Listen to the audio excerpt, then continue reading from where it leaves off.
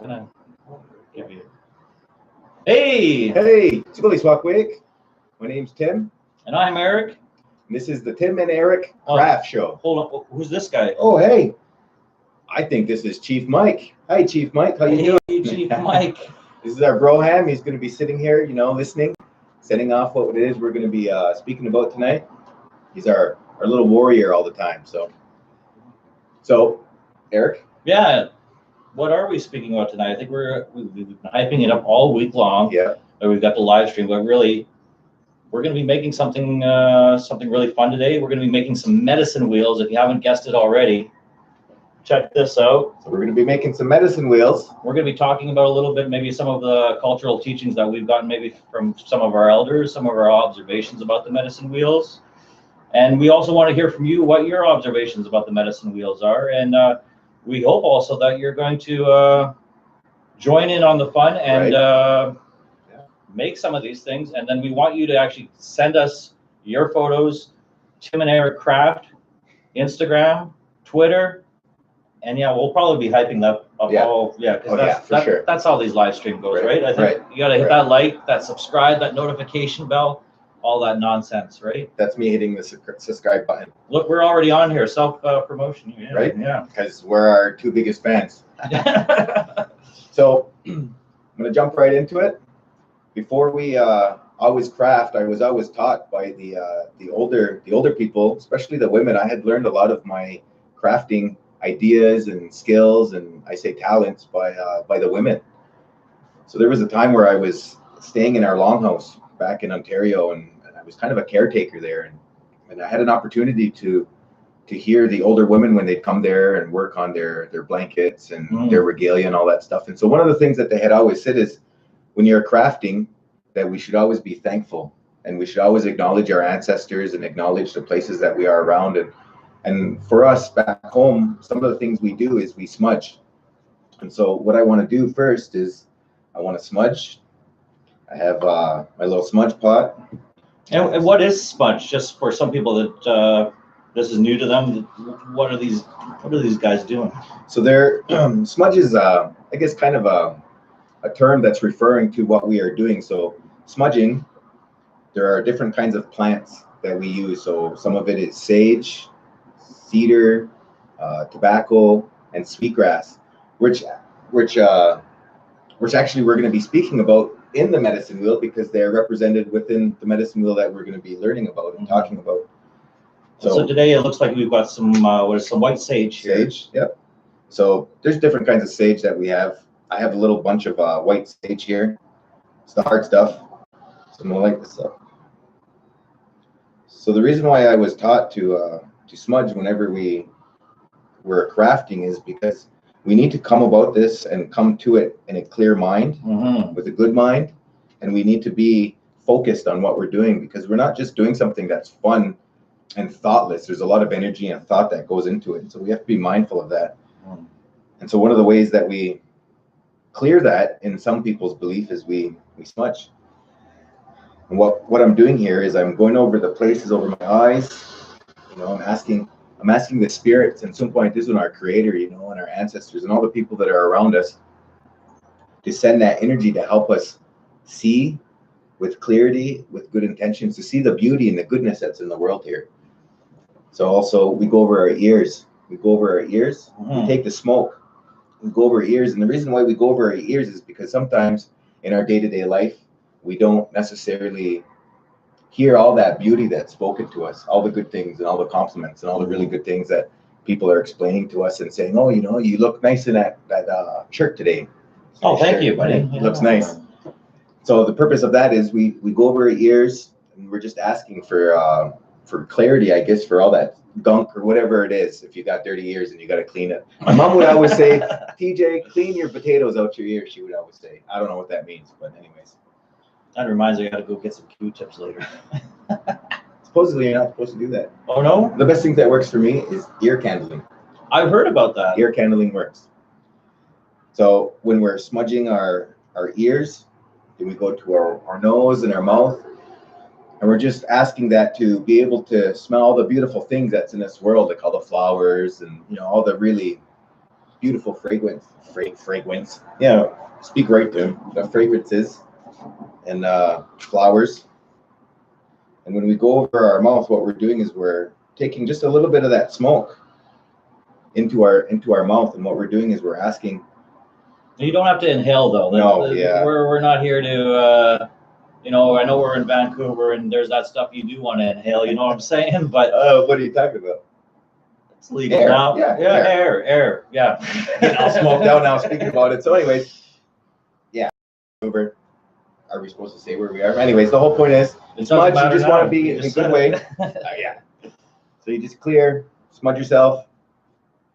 While Eric's doing that, one of the most important things that those grandmothers, those aksots, had always told me is that when we're crafting, that our ancestors and the people who have passed on, some of them are around us and they're always here. And I was told that when we craft, that they want to come help us out because that's something that they love to do and it's enjoyable. So what we do is we light a candle for them. I lit your candle for you, bro. Oh, thank you, buddy. I care about you and I care about you having your ancestors around. So we light the candles, and the candles is to have our ancestors. They say that sometimes when our ancestors come here, that they want to help us out. They want to help us out and they want to participate because this is fun for them. And so what they're going to do is they want to get in there. And sometimes I had heard that when our ancestors are around us, that they want to help us, but because they're on a different level or a different plane or a different energy, that what happens is they sometimes can interfere with what we're doing. So they say sometimes you can get really tired or you can get confused or you could mess up the craft that you're doing. And so the reason why we light that candle is to have them around us and to remind them that they're welcome here and that we welcome them and we love them, but we're asking them to stay outside of our area because we want us to be the ones who are doing this. We're doing it for them in acknowledgement of them and appreciation of them. So that's the purpose of the candles. If I didn't explain that properly, ask me in our comments. We can talk to you. We can talk to about it. Other than that, do you have anything to say? Yeah, I think I'd like to maybe even just recap over of how I feel about the smudge and about these things, because I recognize that some of this stuff might just come off as like, oh, what are these guys talking about?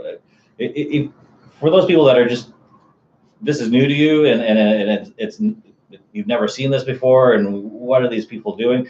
What I really appreciate is just the lighting of something and putting it on fire, and the idea of the smell and the aroma that comes off the sage it's actually analgesic, which what does that mean? It's a fancy word to say it's kind of calm you a little bit down. It's not in the way of, say, a drug or anything like that. It's just more so the idea that it allows you to just kind of focus. And I find like the smell like really reminds me of like campfire smoke. You ever notice that? Yeah, sometimes. A little bit. And so I have some just weird wacko theory on it, is that because humans, we've been around the fire and then that's been our place of comfort and our place of shelter for so long, that it really helps reframe our mind back into that spot there. And so stripping it away from some of the spiritual language around that, if that's not your thing, we can recognize that that's out there. Just come out with the appreciation that, hey, it's analgesic, it's something that's healthy, it's helping us reframe our minds here, and yeah, I think that's something good to say about that. Aho. So let's get into it. So what we need to do, again, there's a lot of protocol to what we're doing here, and Eric and I, we're beginners at this. I've been doing this a little bit longer than you. Definitely. So I picked up some things by watching, and one of the things that I picked up is that there's a lot of protocol to the way that we do things. It's always been like that, everywhere that I've been across this world. I've traveled to Europe, I've gone to other places, and I've crafted there, and so I've experienced a lot of things. And regardless of the culture, there's a lot of protocol I noticed, and it may not be the same as what I had been taught or what I had seen. So part of the protocol that I'm speaking of is out here in the west coast of British Columbia. We're in Vancouver. Whose territory are we on? We are on the Squamish, the Musqueam, and the Tsleil-Waututh First Nations. Aho. Aho. I just wanted to say, give them a big acknowledgement, and say that I'm a visitor here, and that I come here to experience their beautiful territory that they have here, and I'm really grateful and thankful to be here. Has been a very beautiful and healing experience for me in my life, and so on that. Yeah, and some of the reasons why we do that as well too is you'll hear about Indigenous people, but really that word simply just means from there or from here, and so it's maybe almost a prompt to ask, well, who are the Indigenous people from here? Who are the Indigenous people of Canada or the United States or wherever you are in the world? It might be something that maybe you just pull up on the Google and be like, hey, who are the Indigenous people here? And then, you're able to you build around your protocols. Yeah. So that being said, the warrior in me, I want to say that there are no Indigenous people in Canada or the United States. We need to acknowledge that the Indigenous people here in what we refer to as North America or Turtle Island, we were here before Canada and the United States was created. There's something that I heard several years ago. It said, we didn't cross the borders crossed us. So we need to acknowledge that the Indigenous people are we are here. This is our home. This is where we belong. So when we refer to ourselves as my opinion, because I'm big on it, I have a big opinion, is that I'm not Canadian. I'm Ungwe. I'm Oniotaaga. That's where I come from. And that's who I am. So I'm not Canadian. I think it's really important that we acknowledge that. For me, Eric usually works. At the end of the day, right? High five, bro. Like as much as all the seriousness is it, we hope that we're transpiring some information to you. That's the purpose of this. No judgment, and we want to be humble here because we realize this is the first time we're kind of doing like a live stream. Right. Last week we tried to do a little something about it, kind of went off the rails. It was a little bit of gong show. It still might be, and so let us know in the comment section things that we can improve upon.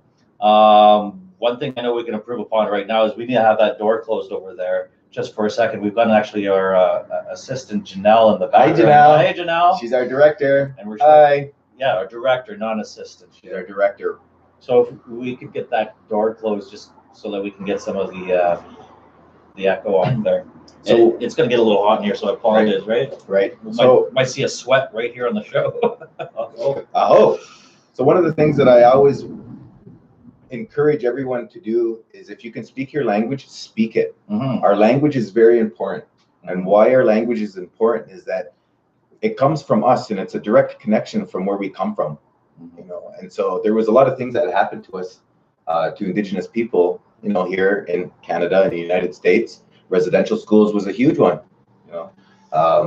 We can't deny the fact, that had happened. And one of the biggest things was they took our language from us and they were trying to. And so I just want to encourage everybody who knows their language to speak as much of it as you possibly can. So I'll give you an example here. Tanse. Now that in Cree means hello, how are you? And so a response, and the way that I remember this is, you have 10 toes. You want to say my 9 toe, but you leave the S off. So my 9 toe. My 9 toe. And that means just everything's fine, everything's kosher, everything's good. So let's try this again. Tanse. My 9 toe. My 9 toe. So there you go, a little cultural. Good one. High five. That's the high five, bro. Yeah. What? Bro, high five. I don't know. Anyways, good job. In my language, it's Segoli. Segoli. And is there a response to that, or is that just what's up? You can say Segoli. Segoli. Yep. Segoli. So that's kind of a formal way, the way it was taught to me. And there's something you can say when you're friends with somebody. It's like Hutskwe. Hutskwe, I was told, means like what's up, Hutskwe. And then I could ask you, you're Segoli Eric. Yo yan ladiga? Huh? Huh? Yo yan ladigi? We didn't practice this. I'm just throwing it on him. But anyways, the whole point is the importance of our language is that there are many different languages, and it's very important to speak your language if you can, and just do your best to keep that along. Going on into our generations that are after us. And that goes for everybody. Like it doesn't matter if you're German or from some place in Europe like Greece, you're from Russia. learn a little mother tongue, try it out. You'll be amazed on what kind of connection you can maybe find out. And yeah. Right. So to the language, I want to introduce myself. Suguli Swakwek, Sotnyawani on gets, we'll get Sklay Wagget, we'll get the lot, on the Argan, and Uncle Joda. Kaliwan Dagoon, Dunga, and Gamani Slate, Jimmy Salio, Kalek Wagatsununi, Jibaka Jatwa, is going to learn question quantes on ne Yunkinola, Hunjade, Kalek Swakwego, Gamani Slate, ne Anunquat, Donito, Niundage, Ungwa, Nigula. So what I had said is, hello everyone, my name, she calls me Sonyola, referring to my mother. And the way it was explained to me is when we say Neon Gets, it's not just saying that's my name, it's saying that's what my mother calls me, but not just my birth mother. It's talking about her mother before her mother before her, all the way to the first mother, which in my culture, in my creation story, it was a woman who created us. We come down here, and so it's talking about my connection to our first mother, which is Yunkinola Hunjade, our mother the earth. I said that I'm a bear clan. Wage is talking about how a bear scratches its back, I guess. That's how I understood it and how it was explained to me. I also said that I'm from the people of the Standing Stone land, or the nation is where I come from, where our territories are back in upstate New York. And I also said that I have a responsibility today to give thanks for this day, that it's a good day and I'm happy to be here. But I gave thanks to our creator, and I gave thanks to our mother, the earth, and I gave thanks to the people that are here, yous who are watching, Eric and Janelle, and I need to turn that off. And are we getting popular? Is it popping up in here? I don't know. That's we got Rob Samuel. We got Amy Kins now in the live stream. What's going on, you guys? Love you. Thanks so much for joining us today. So, my God, it's all right. It's time for a little water break. Yes, a little water break. So, Vanessa, thanks for texting and giving me the encouragement, but I can not turn my phone off. So, who's Vanessa? Vanessa is a very special someone. She's a very good person. She actually gave me Vanessa. She gave me a really funny, and I got to give her a shout out for it because it made my day. I was having a hard day. She told me a joke, so she did it. She does really good voice stuff like that. So, and shout out to you, Vanessa. I'm gonna try my best to do this. So, Polar Bear walks into a bar, goes up to the bar, looks at the menu, and he's like, The bartender says, "Why such a big pause?" The Polar Bear looks at his paws and he's like, "What are you talking about? I've had these all my life." But anyways, no tomatoes, please. Anyways, let's talk about what we're talking about. So, talking about the medicine wheel. This is just a prop. It's a drum. It's a little soft right now, but the purpose why this is hanging here is to talk about the 4 directions, the 4 medicines, the 4 nations, and anything to do with the number 4. 4 is a really good number for our people. All across Turtle Island and all across the world, people have spoken about the medicine wheel and talked about the importance of it. Yeah. So within Indigenous culture, regardless of where we come from, they all talk, I've noticed, about a 4. If I'm wrong, prove me wrong. Tell me, really tell me, educate me. I don't know everything, and I don't claim to be. I'm here to learn. I'm 36 years old. I know absolutely nothing. So the reason why this is here is because we're going to be talking about the 4 directions and the 4 medicines, the 4 states of our being, which is our mind, our body, our spirit, and our emotions. And so what we're going to be doing is making a representation of a medicine wheel that we could hang, in our house. And we have some things that we pre-made to show you what we're going to be doing. So we're not going to be making drums. What we're going to be doing is we're going to be using yellow willow, like a weeping willow. It's a water plant, and there's a reason why I wanted to work with the willow, because water is important. We can't live without water. We're on the West Coast here, and there's huge conversations and debates, rallies, protests. There's a lot of things that are going on, about the waters and how important it is. That's the one thing that I can say that we cannot deny that connects every single person in this world is the waters. We come into this world from water. We need water to drink, to survive, to sustain our bodies. And so it's important, and that's why I had chosen to work with Willow today. Was to show the honor and the respect to it and acknowledge that. Yeah, and one thing I really like about the medicine wheel too is when you deal with the circle, we're talking about the circle of life, the thing that surrounds it. But what's inside there is those 4 colors. Right. And I know it's 2019 and a lot of people don't like, I'm not going to list the names of the colors, but it's really a palette of who we all are. And so this really is just for everyone, because it does represent what he mentioned, the 4 nations. Right. Sometimes they're referred as the 4 races. Right. But it's inclusive to all of us. So this is not just for us, this is for you. And we hope we bring that positivity to you guys, and hope we encourage and inspire you guys to maybe try out and go make your own stuff. So, so something that we did when we got this together, we just went to a local park, and we were pretty fortunate actually, because the groundskeeper had already come by and had done and cut the lawn. And it would appear that some of the branches had already fallen down. So we were just out at the park the other day. It's like, hey, what should we do with this stuff? And we got a fantastic suggestion. Why don't we start making some of these things? And it gave us some tips. Now I know Amy spoke to you about that. You said medicine wheels, but what she also thought, and this is another idea, and then what we're going to try to promote here is, when you're crafting, you got to ad lib it a little bit. Right. You got to not take it so seriously, because we're certainly not professional crafters by any means. And I hope that's something that we're going to be all able to appreciate here. We're not going to go super technical, super hardcore here. We just want to keep it simple, something that everyone can create here at home, but ad lib it a little bit. So one thing that was an idea is, let's make the meta. Continue to speak about that. When he was talking about not being professional crafters, there is no such thing in my mind as a professional crafter. Yeah. What that means is, in my own experience over the last several years, is my crafting and my abilities to make really beautiful things. I'm confident in my ability to craft and to make really beautiful things has actually been founded on the mistakes that I've made. And so whenever I make something, what I'm doing is I'm actually not making the same mistake twice.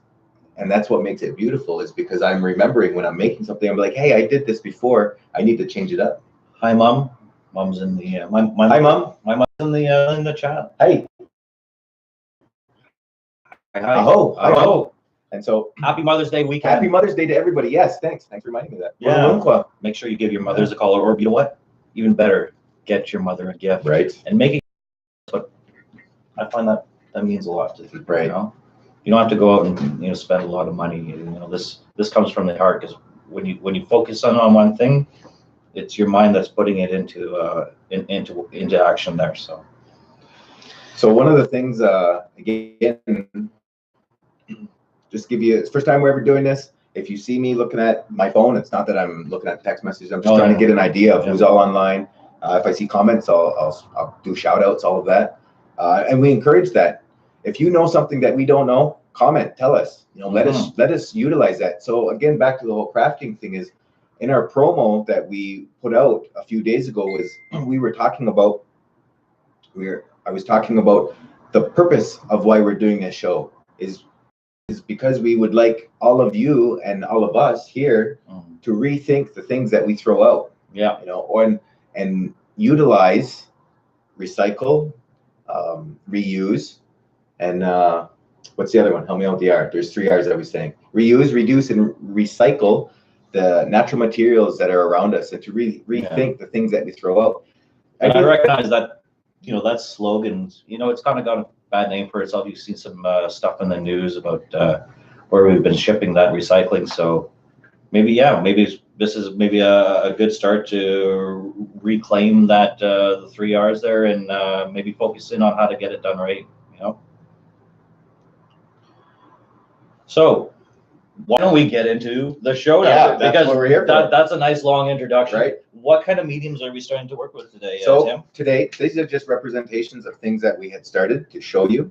Mm-hmm. What we're going to start with is a long piece of yellow willow. So you can take this. All right. We're just going to jump right into it, folks. Be patient with us. And so what am I doing here? I'm making a circle here then, right? Yep. So what we're going to do is, what you want to do is find a thick branch, that's pliable, that's not going to break when you bend it and stuff. And so what we want to do is, another tip too is you could just throw it in the tub overnight and soak it. Right. You ultimately don't want to use dead branches, like I said, we were pretty fortunate. A lot of this stuff had just fallen off onto the ground, and we were able to just pick it up and and here for you guys. You moved the candle, did you? Oh, I think so. I think the candle went for a fly. Whee! We're still here, so. Oh. So what we're gonna do is we're going to turn it in a circle like this. Mm-hmm. Yep. And then we're gonna wrap it on itself. We might need some safety glasses here because I don't want to get slapped. That wouldn't be the first time I got slapped. I really got to turn those off. Hey, Athena, thanks for the comments there on Facebook. Here, let's see this for a second. Yes, here. help me out, hook me up, brother. All right. So what I'm doing is I'm just wrapping it. And the reason why I'm wrapping it is it just ties it on itself, wraps it on itself. So this is what you want to do to start the base of what you're going to be crafting and creating. And then when this is done, there we go. I think we got that now. When this is done, you just grab the end piece. So there are many different ways to do this. So that's how it's going to start. Mm-hmm. Look at that. That's nice. That's beautiful. Yeah. You're beautiful. You're a beautiful man. Oh, thank you, buddy. You're welcome, my friend. And then what you're going to want to do is grab another one. So if you have branches, awesome. You just strip them. You want to take all these little funky doodads off. Yeah, you got those snips that I brought in today? Oh, yes. So if you're lucky and you have an awesome friend like Eric here, cousin, you'll get some snips too. These are really good things to use when you're actually going and cutting them and needing to trim them and all that. And if you want to cheat a little bit, I don't recommend this going to some of the parks, but if there is an open space, your own backyard, you got weeping willow in your own backyard, hook yourself up with one of these here and you'll be able to get some of those things as well. Yeah. And so I'm just going to keep on wrapping this around. Now, I noticed it branched it here a little bit, but I'm just going to keep on going with it because it adds that layered effect there. Yeah. And don't be afraid to, like, one thing I noticed, if you show me this other one here, Tim, here. Now, it's not a perfect circle with you. As you start wrapping the things around, it's automatically going to start molding it. So don't worry if it doesn't quite look like a perfect circle. We're lucky so far with this piece. It looks pretty pliable, so we're going to be able to work with it. But sometimes when you get some of those thicker pieces, it's going to look a little ugly. But just keep on keeping on with it around the edges with these things. But I think you're good. I'm getting ahead of myself. Right. And speaking of what he talked about, it not being perfect, I was always told that in nature and in is ever perfect. Mm. If I was told that if something was perfect, that it wouldn't be here. That, to me, I understood that teaching or that story is telling me that that's kind of the purpose of things being here. And that's what's beautiful about it, is our imperfections. And I truly do believe that. And so whenever you make this, be happy with it because you made it. And you're making it for a person, you're making it for a cause, you know, and it's your creativity that's beautiful. And so when you're making it, you know, if it looks all funky and stuff, that's what's beautiful about it because it's yours and it has a purpose, you know. So never I guess kind of feel bad about it. I just like the way it feels too, you know, because we're it's got a nice smell to it. Don't eat it. It reminds me of my willow is poisonous. I did actually get a suggestion from Sasha. Shout out to Sasha. If you're actually steaming and boiling these things soft, something you can actually do with the water is it actually apparently is really good to just throw into your garden if you have a garden. Right. Yeah. It actually gives some nutrients and stuff to it.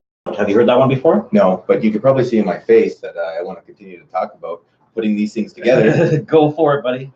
So when we had wrapped it, we wrapped it one way, and what we want to do is go over the other way.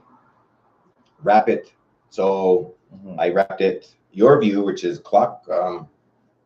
your view is clockwise. I'm going to wrap it counterclockwise.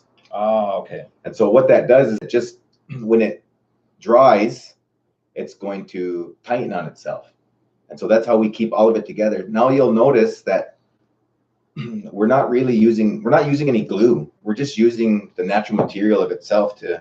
Yeah, and so when I got to my end piece, all I did is I just bent it inside one of the folds here just to seal it up there. Oh, so that's another thing too. If it breaks, That's okay.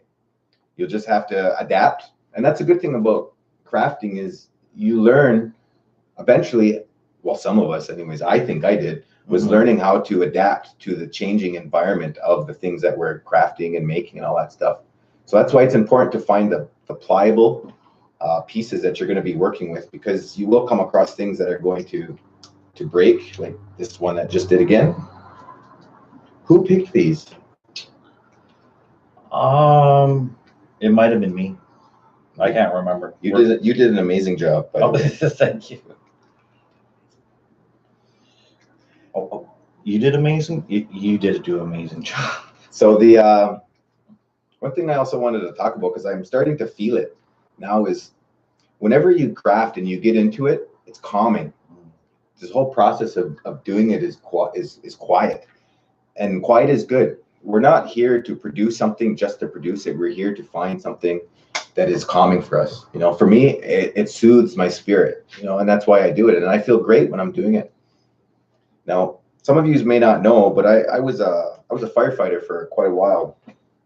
And I seen a lot of things that really stressed me out, you know, after a while, and I quit. I quit because I couldn't do it anymore. And I had to start taking care of myself. I had to start taking care of my spirit. And one of the things that had helped me was crafting. It helped soothe me. You know, I would, when I couldn't sleep at night because of like dreams and things that I would see replaying in my head, I would get up, and instead of smoking my brains out or going out and drinking and all that stuff or twiddling my thumbs, I started crafting. And so crafting saved my life. And that's why I have a passion for it. And that's Crafting saved your life. Crafting saved my life. And I really do believe that it's spiritual. It's a spiritual thing for me. I agree. Yeah, that's the purpose of me sharing these things and wanting you to, and having you here with me. Yeah, that's really why I wanted to get into it as well, because I do recognize, I actually took something what's called mindfulness. Now, it comes in a bunch of different terms, but it's really the idea of what can you do to become present. There's a lot of things you're worried about your past, you're worried about the things that are coming to you in the future.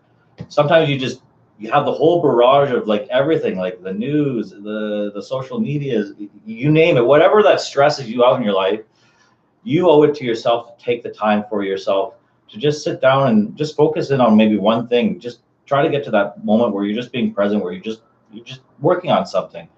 Some people, they like to do like breathing techniques. That's how I started out. Just, you know, my buddy Seth, he always says, you know, don't be a mouth breather, breathe through your nose and just, you know, and just let it go. And so that's what I like about it. It's a mindfulness technique. Thank you for sharing that. Yeah. So if anybody who's watching right now, if any of you have any suggestions or any questions or comments, you know, post it. Let us know. We'll give you a shout out. We'll let you know what's going on. Dustin Halling says, cool. And then we've got Rob G. He says, hi guys. Guess who's Rob G? Rob G. Rob G. Rob G. I don't know. Well, hey, Rob G. Rob. Hey. Don't forget to hit that subscribe button. Hit the notification bell. Right. If I know you, Rob, I apologize. The lights are bright and I'm a little overwhelmed. It's probably me that knows a Rob. Okay. How many Robs do we know here? Just kidding, Rob. Shout out. Thanks so much for joining us today. There's a Rob that I work with. Pretty awesome guy. And sorry, you said after we go one way. So say you start it, yep, and go the other way. And so for the last one here, this is where I broke it off. And I wrapped it around it. Oh, I see. And went back the other way. Okay. And what that does is it holds it tight.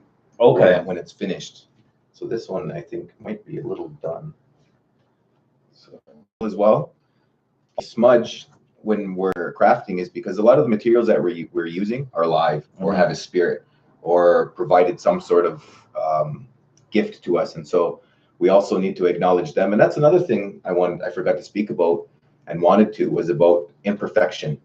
You know, that's what's beautiful, is the imperfection of it. And what I believe when we craft with natural materials, with animal parts, feathers, wood, plants, all these things, that the way that it comes out and its finished product is actually the spirit, of the materials that we're working in. So we need to honor that. You know, it may be different than how we perceive something beautiful, but to them it's beautiful, you know, to the material that we're using. That's its best possible self that is being represented in the things that we're making. I truly do believe that we are just the hands that are bringing out that spirit of the things that we're using. So I think it's a good metaphor for ourselves. Back to what I was talking about too, is we're all a little imperfect, you know. Right. We like to work on ourselves. Sometimes we just need to work on something so that we can get ready to work on ourselves. I hope. Sometimes you need to idle a little bit before you idle no more. You know what I'm saying? Sorry, dad jokes. Really? Yeah, dad jokes. It's okay. I have dad jokes too. You got dad jokes? All right, so I think we've got here a nice piece here. I do need another piece. Why do you hand me some of that darker stuff that I pulled? So I actually got, I hope it's 2 pieces as well. It was weeping. Yeah. I wasn't there to pick it. I don't know what it is. I'm not sure. Again, I just found it on the ground. It was, I was just sitting there and it was still not dry. So I figured let's try it and maybe try to get a nice contrast between the two different woods here. And that's the thing about crafting, especially with natural materials, is the beauty in all of it. It's all there. You know, like how you were saying the contrasting and all that stuff. That's what's beautiful about it. Is I don't even know what I'm saying. I'm just so overwhelmed with it. It's beautiful, man. It's just beautiful. You're beautiful. Well, let's just ride with it. Let's see where it takes us then. These snips apparently are not very good. I don't know. I picked these up at Walmart for, I think they're about $3, $3.50 Canadian. So probably not the best quality, but that's okay. We wanted to keep it affordable. Oh, that's another thing too, is so the whole reducing, reusing, recycling, you can use anything. The next several episodes that we're going to be doing, all the materials that we're using are found, used, or recycled. So for example, this leather here, I say I saved this leather from a couch that was being thrown out, and I just cut the good pieces off a couch. Yeah. Where'd you find that? Just like back alley or something? I don't know. I was in somebody's house. I just knocked on the door. I'm just kidding. No, but seriously, somebody just threw it out. I cut the leather off. Hey, that's good leather. And I used it and I cut it. And that's what I mean about reducing, reusing, and recycling. You know, I think that's really check out your back alley. You never know. Like, right? You never check out your back alley. Yeah, check out my. You're gonna be there all night, man. No. Oh, there we go. We just lost subscribers. Oh. Yeah, no, it's whatever. Yeah, it is what it is, right? Mm-hmm. I think I'm funny, but I was always. Speaking of our subscribers, let's take a quick look and check out who's joining us today. Rob G still says LOL. He's enjoying this so much. Batman Mike, hey there, fantastic. He's a friend of my mom's. You better be nice to my mom.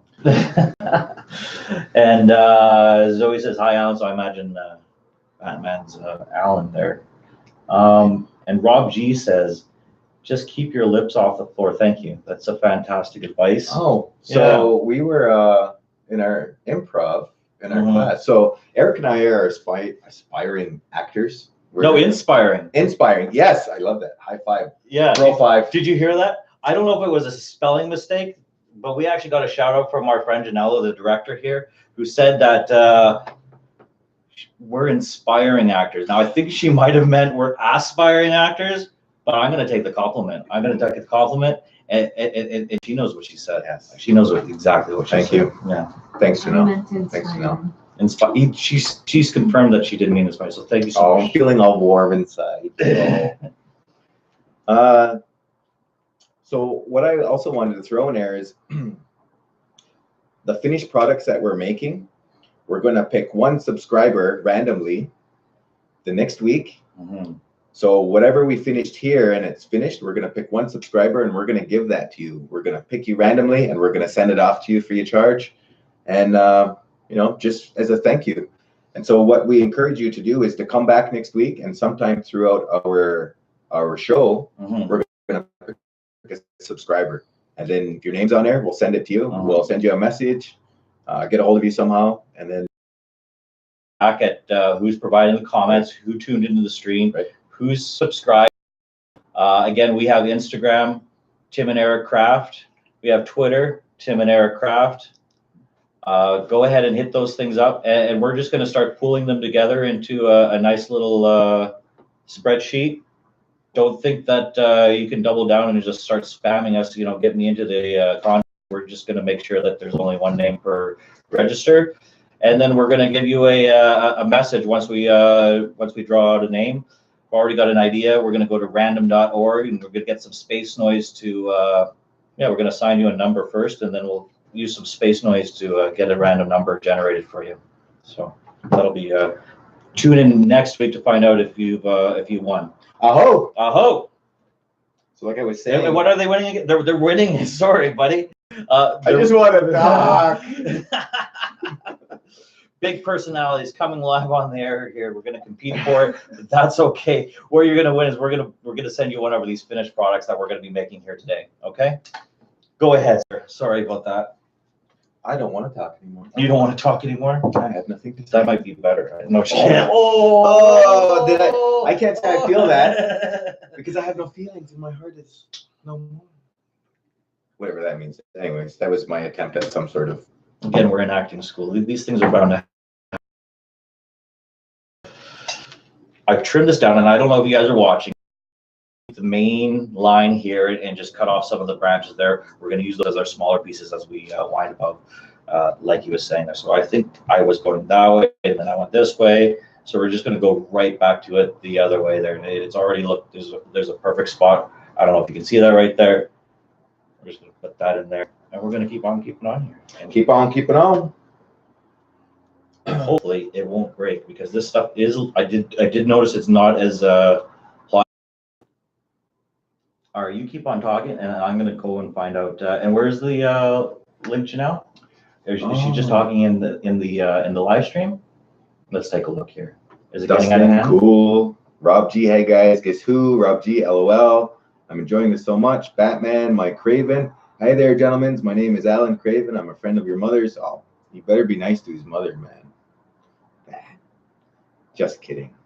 I don't know his mom, but she still better be nice. This is my warrior face. Did you feel it? Did you feel it? Okay. Just keep your lips off the floor. It's got to be someone from our class. Who would it be?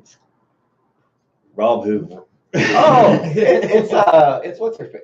Not what's her face. I know you. You're actually her face? It's a very beautiful woman. Mm-hmm. She has a very good monologue she had wrote about traveling the great ocean. Oh yes. Am I right, Rob G? Robin lost. Oh, so says. Okay. Hey, Robin, since we did mention I'll Know More, if you could actually go and share this thing on the live stream, because something we're going to do when we have a little bit of a break here is everyone's super excited about it back at least in my home part of the country. Chief Poundmaker, the Chief Poundmaker, they're finally exonerating. Whoa, really? Yeah. Wow. It took them 130 years, but my goodness, if we can't celebrate about that. And so something that I brought here today with us is Voices of the Plains Cree by Edward Ahenecue. And we're going to find out later, what is a pound maker? Because some people like pound maker. Is he pounding? No, that's not it. So a little surprise. We'll give you a read. I'm actually excited. Yeah. Are you going to share the snips, or are you going to hoard them? I was going to hoard them a little bit, but feel free. There you go. So I feel that I'm finished with this one. And I'm going to do a little bit of trimming.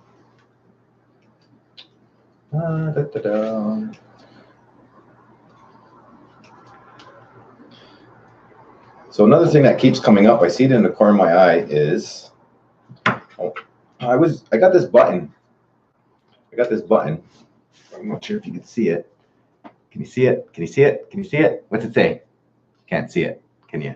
I think it's an orange shirt on a button. And what does it say? It says every child matters. Right. Every child does matter. Seems to make sense. Go on. So I wanted to speak about this and put an acknowledgement out there that it's nice that we have one day to acknowledge that every child does matter, but I also want to say that it is important that we acknowledge that every day a child matters. I appreciate that so much, man, because I'm a father myself. Right. So, sorry, go ahead. And so the reason why this Earth Shirt Day, this orange shirt, is a representation of residential school, the children, the victims in residential school, the survivors, and the ones who, are out here, living and passing it on. So I want to give a shout out to our, I will, in a respectful way, saying the older people who have survived residential school. For the people who might be watching out in Europe, hopefully these are on air. I don't know, it's supposed to be on air, but anyways. Rob G is so happy that we finally figured out who she was. Hey, Robin. I watched the video, Robin. So anyways, I'm talking about something serious here. It's important that we acknowledge the victims and the survivors and the people of residential school. We need to acknowledge the strengths. We need to acknowledge their fight, to live and to survive. If it wasn't for their survival and for their strength and the power that they utilized and that will to keep living on, and I'm sorry that those things had happened to you, in there.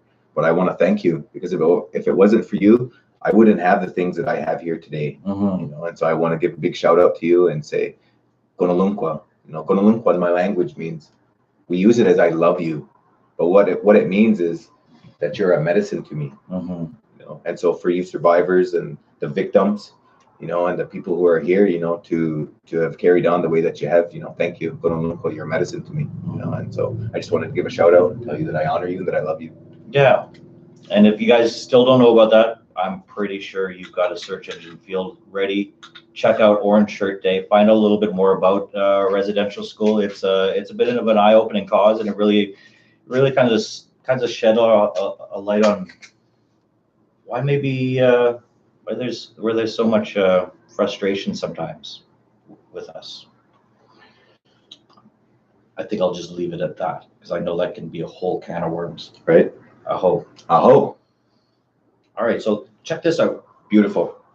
No, but see, we're getting a bit of a dual color tone here with it. So I'm actually excited that I actually got this other stuff here. And Row 5. Did it. Nailed it. So I also did it as well. I'm going to stick with this. Another cool thing is if you get different ones, you can actually, this is one that I'm going to be working on later in our show. I've already started it. That's cheating, man. It's foresight. Oh, foresight. Okay. Foresight. See, I knew. It's called preparation. Well, to be fair, if these things started cracking, we'd probably be needing to revert back to some of our older crafts. Right. Yeah. Well, I just think we're that awesome. You're awesome, buddy. You're beautiful. Thank you. You're beautiful. You're beautiful. That's another thing too, is I noticed in my life it's hard to take compliments. It's very hard to take compliments, and that's one of the biggest things that I'm not me, man. I know I'm beautiful. And people need to start acknowledging that more. I'm just kidding. Cool. And so I just want to say thank you, for that. I really appreciate that. Thank you, buddy. Yeah. Love you, bro. We're gonna hug. Oh. All right. Anyways, and little hug, Chief. So, anyways, got a little Chief emotional Mike. There. I got a little emotional talking about residential school and talking about compliments and stuff like that. And I noticed right away you lit the sage, which is, go ahead. I don't want to destroy your thought train, but okay. I really appreciate that. We really appreciate that you did that there, because certainly it's a tough topic. So let's keep on going on, and this is why we craft. So some of the things that I wanted to talk about too and share. So the little branches that I had cut off here, you can still use these. You can still use them. What you can do is you can put them in there and make it just, the more energy and the more effort you put into your craft, the more medicine, or the bigger and better medicine it becomes for you. And just put your love into it. Put your creativity in there. See, creativity is a medicine. Like I had said, is being creative and crafting saved my life. And I just wanted to put that out there. So and Janelle, do we have any updates from the comment section? I noticed there was a suggestion go out that Janelle read off some of the comment sections. Yeah. What are people saying out there? I just said good idea. Good idea. It's a good idea. It is a good idea. I hope.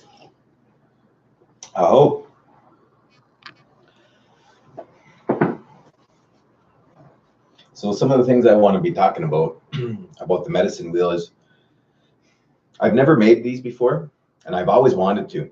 I used to be a hunter. I used to hunt a lot. Still a hunter though. You hunt. I'm a hunter of peace and kindness and generosity. And I'm a hunter of love. That's what I'm a hunter of. Aho.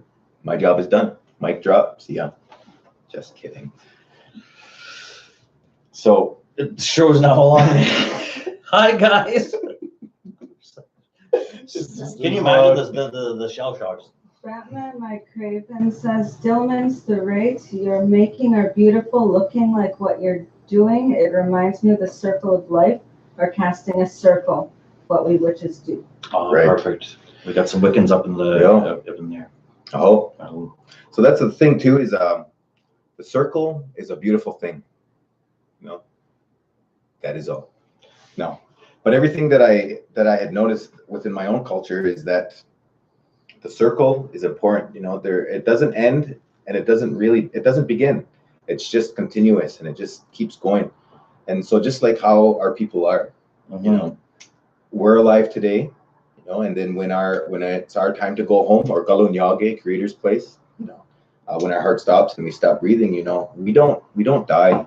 Our bodies go back to Mother the Earth, but our energy and our spirit, and our soul, or whatever it is you want to call it, our consciousness, it goes somewhere else, and we go somewhere else. Some people believe in reincarnation. I believe in reincarnation. I believe I've been reincarnated many times. Batman says, blessed be. And Rob says, just sitting here beating while I watch you guys. Oh, are you beating that big blanket, Rob G? So I am Nehio. Nehio. And that was always enough. What a wonderful line. Rob G. I want to talk about the medicine wheel here. So like I was saying with the medicine wheel, there are different parts of it. Let me grab my pointer. Amican says she wants one of those. She'll put flowers in it and hang it on her front door. Rob says friggin' rights. LOL. Awesome. Well, who was that who just said they wanted one? My mom. Yeah. Amy. Okay. Oh, no, Amy. Hey, Amy. Well, if you continue to watch, you'll be able to make one yourself. And if you get chosen next week, when you're checking in and watching us next week, you just might get picked. So. If not, I'll probably just give you the one that I'm making. So. Is that your? That's the mother of my children. Oh, well, hello, Amy. Yeah, little Violet. 2.5. Zoe says hi, Amy, too. Oh. Who? Zoe. Hey, Zoe. Okay. I want to get back talking about this. So I don't claim to know everything. I was always told that when I started learning where I come from and my culture and all of that, this older man, his name was Howard, he would always say he doesn't know everything. He only knows but a fraction of the width of a fingernail, And to me, this man, he knew his language fluently. He knew the ceremonies, all these things. And I really looked up to him. He was a really good teacher to me. And that's why he had always said, I don't know everything. I know the fraction of the width of a fingernail. In my language, we say ostuha. Ostuha means like a little bit. And so I only know ostuha. I only know a little bit. I don't know a lot, and I don't claim to. So if I say anything that is incorrect or is different from your own culture or your own teachings, tell me, educate us, because I believe that's what's carrying on our culture, and in honor of those victims and the survivors of residential school and those children that were taken. We need to acknowledge those people. That's how we share our culture and how we continually move on with the little bit that we have left, because I really do believe that that's what's happening to our people here. Not to get all political, but it's happening all the time. And I actually think we're going to be talking maybe something about that later. But anyways, let's go back to this. It's medicine wheel. There's red, black, white, and yellow. So some people will say that the medicine wheel is a representation of the 4 parts of our being, our bodies, our mind, our spirit, and our emotions. They also talk about them being the 4 races, there's not just 4 races. It's just it's more of a color palette. yeah. Like I know some people, you mix a little black, you get Color that. palette. You mix a little yellow, and you know what? If you want to, you can even, if you're a green fella, You're in there too. You just mix a little yellow, a little black, right? A little green. If you're purple, you're in there too. If you're brown, you're in there too. The whole purpose of this is just to acknowledge that there are different cultures, different races, and different people out there, and it's not about the skin color that matters. It's about your heart, and I really do believe that if you have a good heart, you're a good human being, But I don't know. Some people might say, well, I don't have a good heart. I'll be like, well, anyways, work on it. Work on it. Do some crafts. Right? Craft it. So some people will say that that's what it means. Some people will say it represents the 4 directions, east, south, west, north. Some people will say it represents 4 animals. And the animals vary. I've heard buffalo, I've heard eagle, I've heard wolf, bear, I've heard, those are the ones that I can think of right now. The 4 medicines, tobacco, sweetgrass, cedar, sweetgrass. What else did I miss in there? That's what I'm going to speak about right now. That's it. That's all that I can remember at this moment. So the medicine wheel is a tool that is used, that could be used to help remind people to check in with themselves. To say, how do I feel today? Oh, when I get up in the morning, I look at myself in the mirror and I tell myself really beautiful things. I try to anyways. And I will say, you're a beautiful man, Tim. I love you. You're worthy of good things. And I say that to myself in the mirror, and it's hard some days. And I ask myself, utilizing and using the medicine wheel, and I say, why is it so hard for me to accept that? What's going on for me? And I'm like, well, my emotions. I'm a little sad right now. That's an emotion. Or I get up and I'm all groggy and I'm all like a bear, brr. And I ask myself, why am I groggy? Why am I sore? Why am I tired? Well, my body's needs some rest, and so. And can I jump in on just quickly on that? Because listen, I know there's some people, when you do look in the mirror and you're like, it's real, like you said, it's hard to get sometimes that self-acceptance. Something that you can maybe even try too is the idea of let it be. Just like the song, just like the beautiful song there is just, now it's not, hey, let it be. There's a little more detail to that, is that sometimes there's a positive and then there's a negative way to view at something, right? But there's also that one that's just in the middle, that yourself, I really don't like the way I look. I really don't like the way I feel, and I'm this body part or that body part. Maybe just something as an acknowledgement, just say, I have a body. Right. I have a body. Right away, right then and there, you're stripping away any kind of emotional attachment to it. So even if you can't get to the point where you're saying something like, I really love my body, or I really like this part about me, that I'm self-conscious about it, if you can just acknowledge what it is, you'll notice it just feels a little bit better than just saying, I hate my body, right? I have a body. Anyways, go back into what you were saying there. Oh. Rob wants to add tobacco and sage to your list with a medicine wheel, and Zoe said, I made some wooden wreaths last year with birch saplings. Oh, nice. Good one. So creativity and crafting is endless. You can use any kind of material. I really do believe it's the intention. And we want to see what you built and share it with us. Instagram pictures. So who are you on Instagram? Who are we? Oh, that's right. We gotta give the shout out. Let's do that little pause that all those streamers do. Like, share, subscribe, leave a comment, come into the chat room. You can reach us out on Instagram. Tag us in a photo at Tim and Eric Craft. If you just want to email us a photo, we'll get it up there for you. And also tweet us at Tim and Eric Craft. And good one. Row 5. So I'm actually ready to move on. You're ready to move on? I think I'm good to go as well. Okay. Are you? I don't know if I'll continue on with this one. We might leave this one and I'll pick it up for it later. Because if I recall, my girlfriend said she wanted some to be put into some flowers and to hang on a door. So we're going to use that there. We already started this week, and I got it to this point.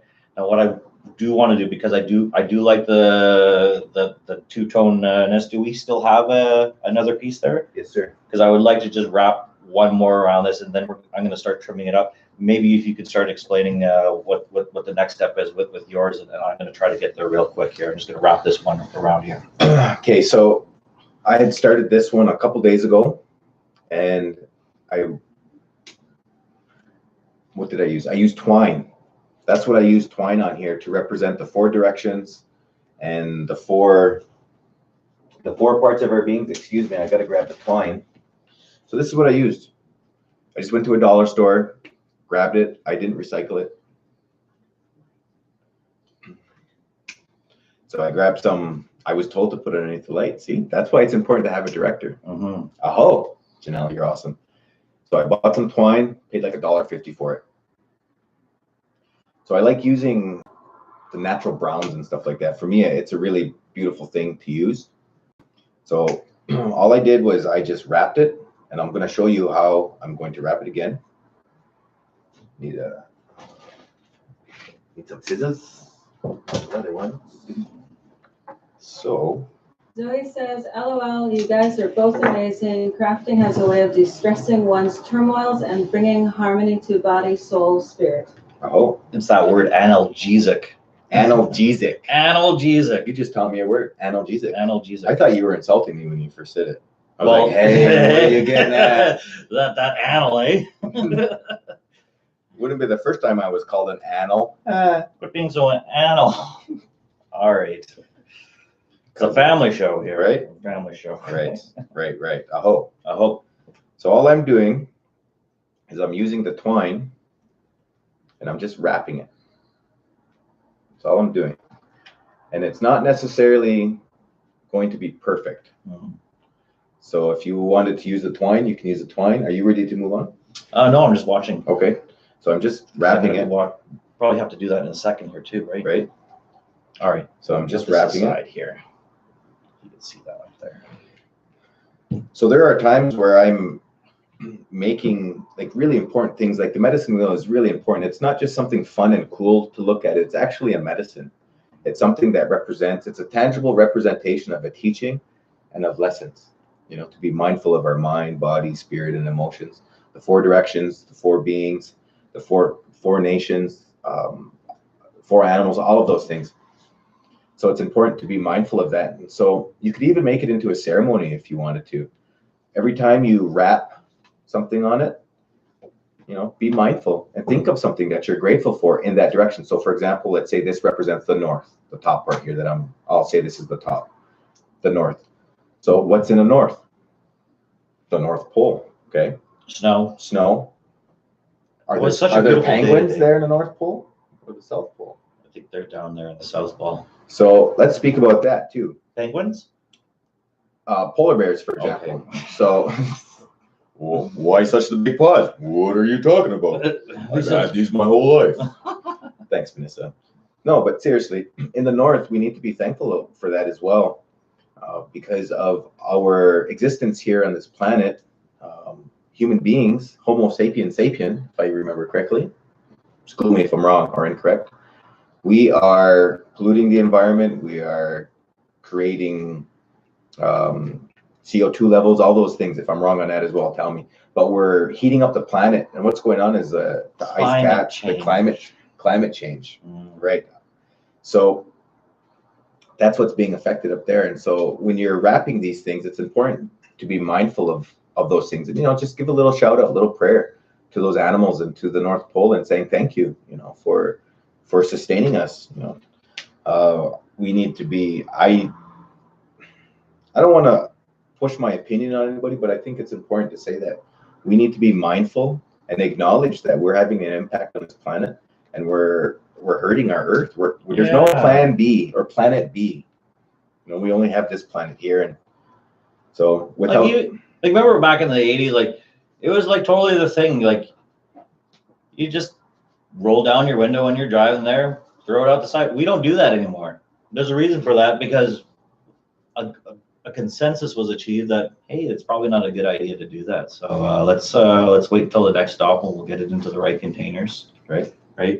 And I know, back to that political thing, we do need to examine a little bit about what we're doing when we put that thing in the trash. Where does that actually go? because I know, like I mentioned before, there was that reduce, reuse, recycle thing that's, catching some bad flack in the news, and hopefully they can fix on that. And because I think people were just doing things out of good faith, making sure that they're putting in the right receptacle, and now we have this a bit of an issue where people didn't ask the question, well, where does it go when it's in that receptacle? And if you're trying to figure out what we're looking for or what we're talking about, I'm sure you can go to Google News and figure that out, or keep on going on there. Keep on keeping on. I'm actually wanting to just focus on this for a minute. Go ahead, continue to talk. Okay. You got it, bro. You got it. Just give me 1 second here. I'm just going to keep on. You know what? It's fine to have a silent break, I think. A good silent pause here. I'm just going to finish this here, and then so I want to get this in right, because I think this is about ready to get to the level of wrapping some twine to it. Now, you mentioned that we could also maybe wrap leather around it. Yep, I have some leather. You could also, would lace be too out of the, a little lacy? So I like, Mel says, greetings from your cousin in Surrey, Eric and Amy. Very cool idea. Hey, Mel, thanks for joining us today. Batman says, my brothers, when y'all are making a craft on what you're doing, do you call upon the energy of Mother Nature to help you out? I think so, or something maybe I just noticed is maybe I just have started having that relationship with Mother Nature itself. Is what is this? This is Mother Nature itself right here. We're dealing with it here. That's actually something that's brings up a good memory of myself, is that when we were harvesting this, we actually we just put a little tobacco and we put it around the tree and said a prayer, or something you can just do. If you're not into like the big prayer thing, if that sounds like, just think of a good positive idea. Just think of something that creates a positive vibe within yourself, and that can get you there too. It's like, hey, it's Mother's Day this weekend. I'm crafting. I'm going to give this to a mother. I'm going to maybe get this one to a mother. I hope a mother gets this in the draw that we're going to be having. Right. And that's just a good feeling. Just like, hey, I'm going to prep myself up to give something to somebody and create that moment. That's a good one. BHW is asking if this video is going to be uploaded after the stream. That's what I'm hoping for, BHW. I do believe once it's done, you can actually save it in there. Again, we just started out with this week going with the YouTube. It takes you like 24 hours to activate and get permission for the live stream. Then we found out that you need to basically have like 1,000 subscribers to even go on mobile, because I wanted to just kind of do it on my phone. Turns out I had to get a camera. So we got the Logitech 922. So anyways, what we were saying? Yes, it will be uploaded. We might need some help with trying to figure out that bit there. I do believe you can actually just go either to videos over to live streams, and it will be archived. But if we can figure out a way to maybe tighten it up as well, and take out and chop it up so that, maybe it's just 1, 2, 3, here's how you go about doing it. We'd really love your suggestions on that. But yes, that is the idea, is once we do the live show, is we want to make sure that it's online there, for posterity reasons and for replay value. And because some people, they're going to tune into the live show today, they might need to go out. Let's be honest, it's Saturday night. Right. You got obligations. You got things to do. It is Mother's Day weekend. You might be going over to visit your mother. Right. So yes, we're going to be figuring out how to make sure to keep these things on live, because I think we're talking about some really important stuff here today, and I think people are really going to appreciate it. And so when it does go and we do finish up, do check out back on the channel, and share with your friends there and say, hey, this was a really good time, and hopefully we'll see you again, and also hopefully maybe bring a friend as well. Aho. You said Zoe's your mom? That is correct. Okay, well, she says Batman is her brother Alan, and Eric, you inspire. Oh, thank you, Mom. You've always inspired me. Acknowledgements. All right, so I think Accept it. Let it land. Let it land. Huh? I'm letting it land. Take a moment to feel it. Can I feel it, Mom? I want to feel it too. You inspire me too. You inspired me. You inspired me. You inspired me. All right. Horse walks into a bar. The bartender says, "Why such a long face?" Did I ruin the moment? I don't think so. It actually brought me to another thought is sometimes when bears get older, you lose your teeth. And you know what they call a bear without any teeth? A gummy bear. All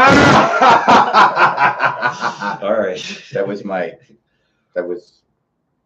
kind of cool, I think. Yeah. All right. Sorry for anybody's ears that I just may have made bleed after that. Yeah, let us know too how we get a mic here. Shout out to Judd that hooked us up with this microphone. Thanks, Judd. We realized I did some reviews. Apparently, USB is not the best way to go. But then again, we looked at some of the other mics and they're super expensive. So yeah, give us some tips and advice. Or if you're in the Vancouver area, if we could be so bold to say, and you're really good with some of these sound setups, shoot us a message. I don't know. I think we've listed all where you can find us. Again, Tim and Eric Craft. You can find that on Instagram, Twitter. You can even, I think you can even put an @gmail.com at the end of it and send us an email if you've got some ideas of how to improve the show and keep the hype train going. Where are you going, Rob? Rob G. Oh, she's gonna bake a pie. What kind of pie are you gonna make there, Rob? I want some pie. We should probably say Rob. I feel kind of weird calling somebody. Well, obviously they do not want to be called by their first name, so they're going by Rob. Rob. All right. I do like Rob G. So the big rapper from back in the day. Enough about Rob. Thanks, Rob. I do want to give a shout out to Chief Mike here. I think it was actually really funny. I came up with it, so I'm just trying to get a big hit here. So replay value. Replay value, because I'm creative. And Judd, maybe we should ask Judd if Chief Rob, because he is such a big personality on our show here. I think we can hold on to him for a couple more broadcasts. I don't know. We'll take it up with you, Judd. Way to put him on the spot. All right. I think I'm ready to get into some twine. Am I able to just use any twine here? Yeah, so you can use the twine, you can use this, use that, you can use that. I have leather, you can cut strips, you can use fabric and felt, ribbon, all of it. Like that's a beautiful thing about creativity is you can just use anything to represent. So it doesn't necessarily have to be the same color as that. Okay. You know? Oh, so I could wrap it around with the leather, just make some strips with it. Yep, you can. I actually, what I was thinking about maybe doing is I wanted to wrap it like that, the way you had it, but I think the idea, isn't it, we want to eventually get it to a place where we have a line going here and a line going there. Right. So maybe what I want to do is just wrap it around with like you have there, and then pull it with some leather, and maybe we can get to that perfect circle. I'd like to maybe try to braid the leather. We'll see what we can do. Right. Depends how we feel. Speaking of depending on how we feel, I would like to take a quick break. Does that sound like okay with you? Yep. We're not going anywhere. I'm going to leave you with Tim here, but before we do, Tim mentioned that he didn't know about Chief Poundmaker, exonerated 130 years after. Google up what that guy did. You're going to see a picture of, he looks like a bit of a badass. He's not just a bit of one. This guy is the real deal. This guy, you know what? I'm going to ask you to read, and you're going to learn a little bit. Now, I realize there's going to be a name in here that is a Cree name. Do your best with it. It's okay if you don't get it right. And if somebody knows about the real way, if he does get it wrong, but it's just going to be a little page and a half. And so I want you to learn by yourself and with our folks here, what do you mean by pound maker? I guess I'm reading for you. All right. And I'll be right back. And then we'll trade up and maybe I'll read a story. Alrighty. So, Voices of the Plains Cree. That's the book there that my friend Eric, and it is written by Edward Ahinekew, edited by Ruth M. Buck. So on page 57 in this book, chapter 11, Buffalo Pounds. In the days when the buffalo were many, there were old men who had the gift of making pounds. Poundmaker's father was such a one, and he gave the name to his son. Another was Ipechinas and Ipachinas. I apologize, I just brutalized it. And when it was known that he was sitting at Pound, that he was seeking the supernatural power to bring the buffalo, that the hunters would gather. One winter, there were 10 teepees just for these hunters. Working all together, they cut trees to make a circular pound about 70 yards across. The trees were big, and they braced them on the outside for extra strength. They set heavy gate posts with a crossbar above, and they hung an old buffalo skull there that rattled in the wind. The gate was 14 feet wide, and out from it, they laid 2 long lines of tufted willows that spread further and further apart. To channel the buffalo into the pound, in the center they set a great lobbed tree. When everything was ready, other men joined Ipachinas and sang the buffalo song. For on the plain, a herd of buffalo was sighted, and 2 young men rode out to watch. They were to blow their whistles as soon as the buffalo started to move in the early morning. Other men went out to hide behind drifts of snow, and when the sun was high, we heard yells that the buffalo were coming. Scab Child went out on horseback yelling, "Yee, yee, yee." I don't think I said that right. And others hid themselves along the way.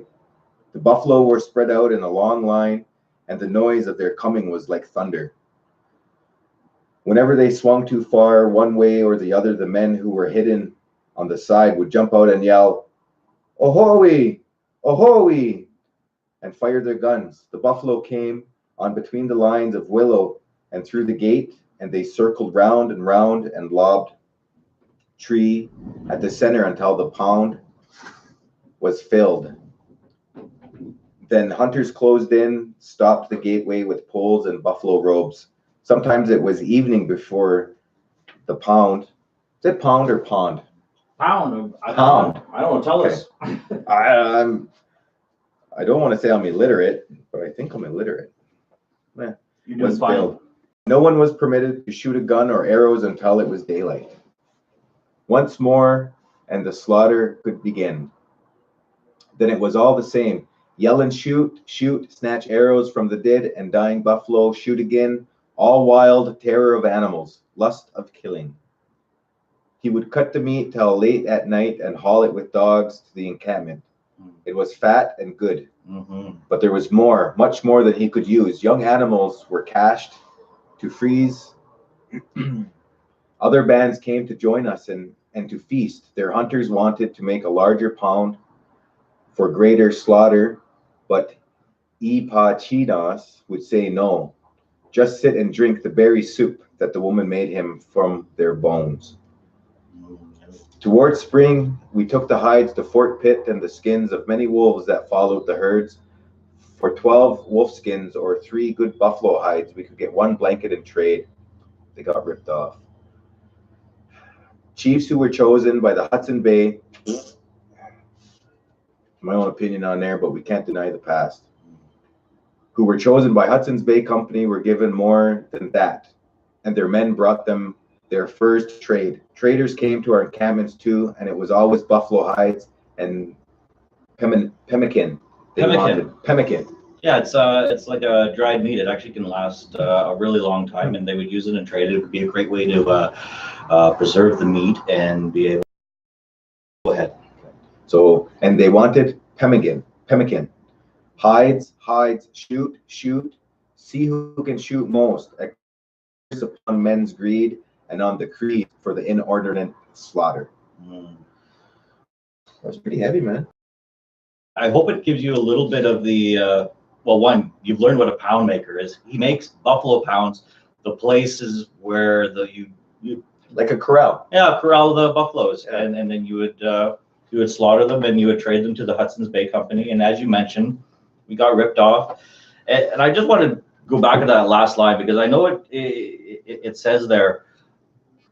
What does it say here? It says a curse upon man's greed.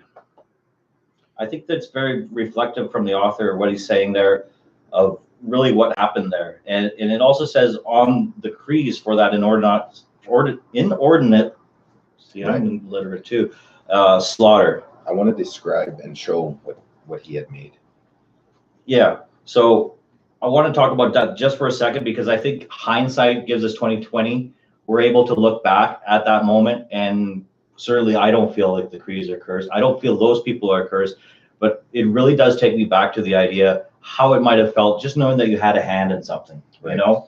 And I think that's what they're talking about. So we're not cursing anybody here. Right. I think it's something that we have the luxury to look back and learn about our past and maybe make it better for the future, right? Because if you don't know your history, then you're doomed to repeat it sometimes. I think is the way the quote goes. So thank you so much for reading that. And now you know what pound makers. It makes sense. I never knew that. I learned. Yeah. Okay, Zoe says she likes the two colors used together, very beautiful and sharp looking. Rob says she just discovered she can actually take her laptop into the kitchen and listen while she bakes. What? Oh. So she's still with us then? Look at this. And We got buttons Zoe coming on down. says, explain aho and why you guys are always saying it. Why don't you take this one? Okay, I'll take this one on. Okay, so we use aho. The way it was told to me is that it's a sound or a word that is acknowledging somebody's comment or words that they had spoken. And so when he says thank you to me, I would say aho. Yeah, it's an acknowledgement. It's an acknowledgement. It's an exclamation. Right. If I'm wrong on that, just let me know. But also, the reason why we use it is it's part of our, we're in a theater group together. We're actors. Well, we like to act up anyways, and that's what's fun about it. So anyways, we're in a theater group in a skit together called Cousins. And it was a little fun thing that we threw in there was aho. And it's, I guess you just have to be there. But anyways. It's slang. Yeah. Let's be real. Aho. It's a little slang. How much twine do I do? Do I just cut off a piece and then put it in there? And if I need more piece, then so what I was grab a longer one. What I was told is whenever you are using twine or using rope or string or anything like that, do your arm's length like that. Okay. I think I've got a little bit more than arm's length, so that's my answer. We're gonna cut it off here. So with me, what I was trying to do was trying to keep it even. I see. I was trying to keep the width of each of the twine the same, but it's imperfect, and that's what's beautiful about it. So. Oh, you got some scissors here. Put the snips away. Yeah, you have those are. Where oh, my green one's right there. Okay. So it doesn't matter what you want to use. The reason why I put the twine on there is because I'm going to paint them. Oh, okay. So I have some paint here. If you want to paint them. All right. Well, I'm going to get started in. So I apologize. I'm not going to promote. I don't have any licensing or anything to promote these, but so I should have put the tape on here. That's all right. Just make sure we have the directions on the back. That's all right. So, anyways, let's just do this. See, you see that it's colored, right? Right. And I just noticed that they're the same colors. Oh, the medicine wheel. Oh. So that's what I'm going to do is I'm going to paint the twine, the colors. But I think before that, are you ready for a break? I might go for a break. We have a half hour before it's done. How long do you want to go? We said 2 hours. Half hour? Do you want to go a little bit longer? Somebody tell us, would you like to continue to watch this for a little bit more than 2 hours? Let's check out to see how many viewers we got here. Let's So I do think we should. I think we should at least get it to a point where we have a across there, and then what we'll do is we'll follow up. Maybe do a little follow up video. Okay. And just show you what the end product is, and any kind of pieces that maybe we went along the way where we didn't quite explain anything to you. Yeah. Okay. So we got 7 people in there. Good one. Yeah. Thank you so much. First live stream, 7 viewers. That I think that's a win. That's a perfect win. I'm grateful if just one showed up. Yeah, I'm surprised so many people did. So thank you everybody for joining us today. Are you going to use the ink? Yeah, I'm gonna try to get this twined up here first, and then yeah, I'm realizing my error here of grabbing too much, so hopefully we won't get too much of a tangle, but that's all right. Oops. Again, sometimes it's fine just to ad-lib this stuff and just hope for the best. Said we had 12.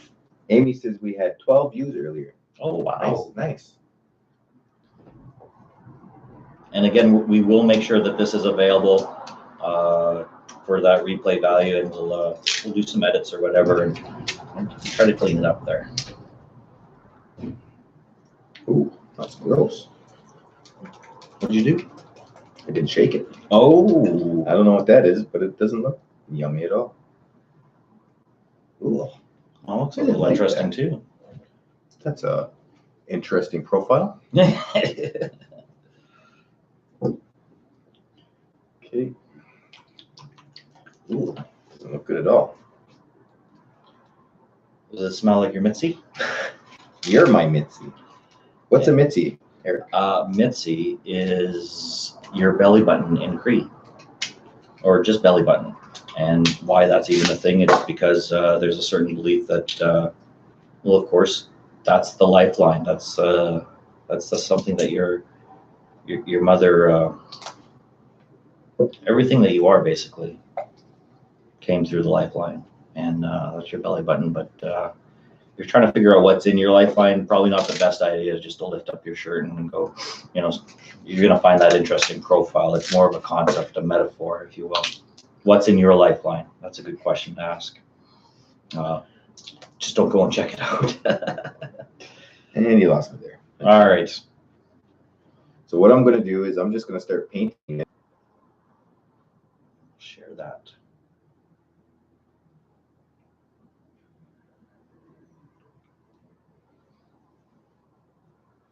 So I just wanted to say a big thank you to Janelle for hooking us up with the paints. Mm-hmm. She's been a big support, big help through this process.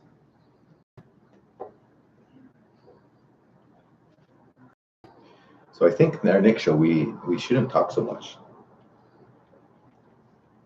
But I like talking. Less talking. Ted says, very cool, very informative. Good job, guys. Thank you. That's my brother. Oh. Thanks, Gordon.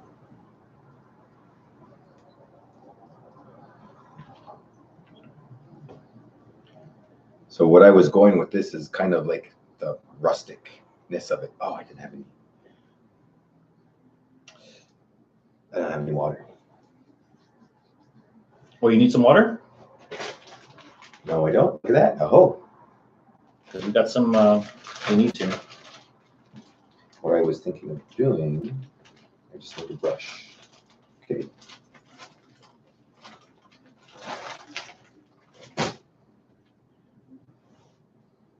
Sure, that looks good. I don't know about this white paint though. Is it supposed to look like that? It looks a little curdled. I'm sure once you just start putting it on there, it'll start looking okay.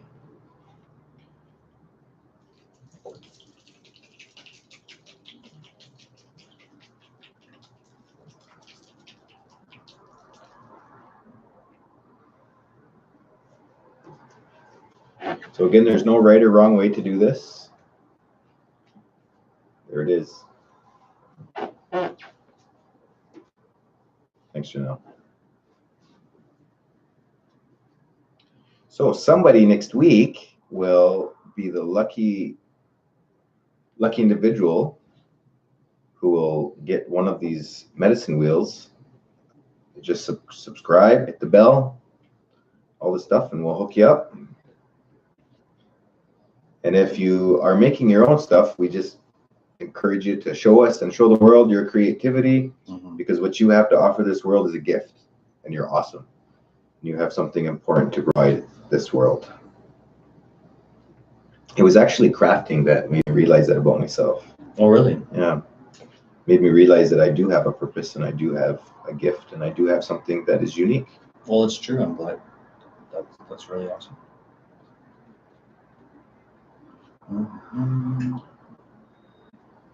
So is this about enough, you think? Sure. All right. What do you feel? I like it. And then should I braid some leather strips? Now, you could do that. Is that going to be a little time consuming? Well, it's going to be a little time consuming today. So I got some of these leather strips here cut already. We could use those if you'd like.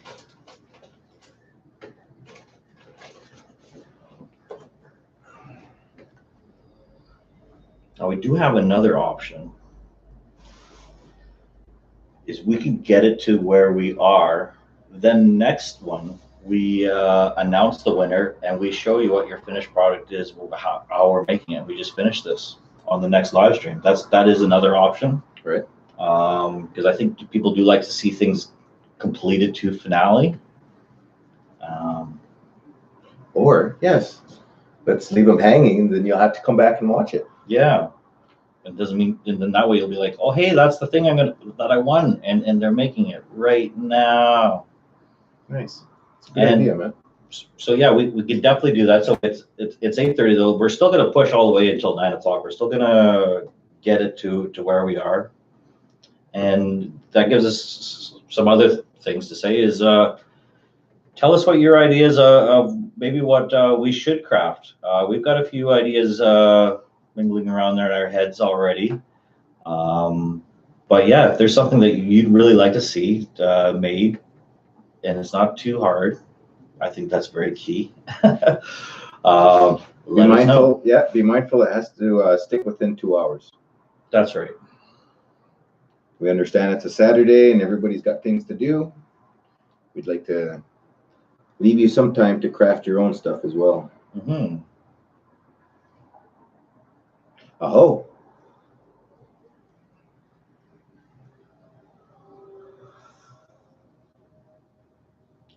I think this one, I just need to. The medicine wheel was the first teaching that I ever received. Oh, really? Mm-hmm. My father taught me about it.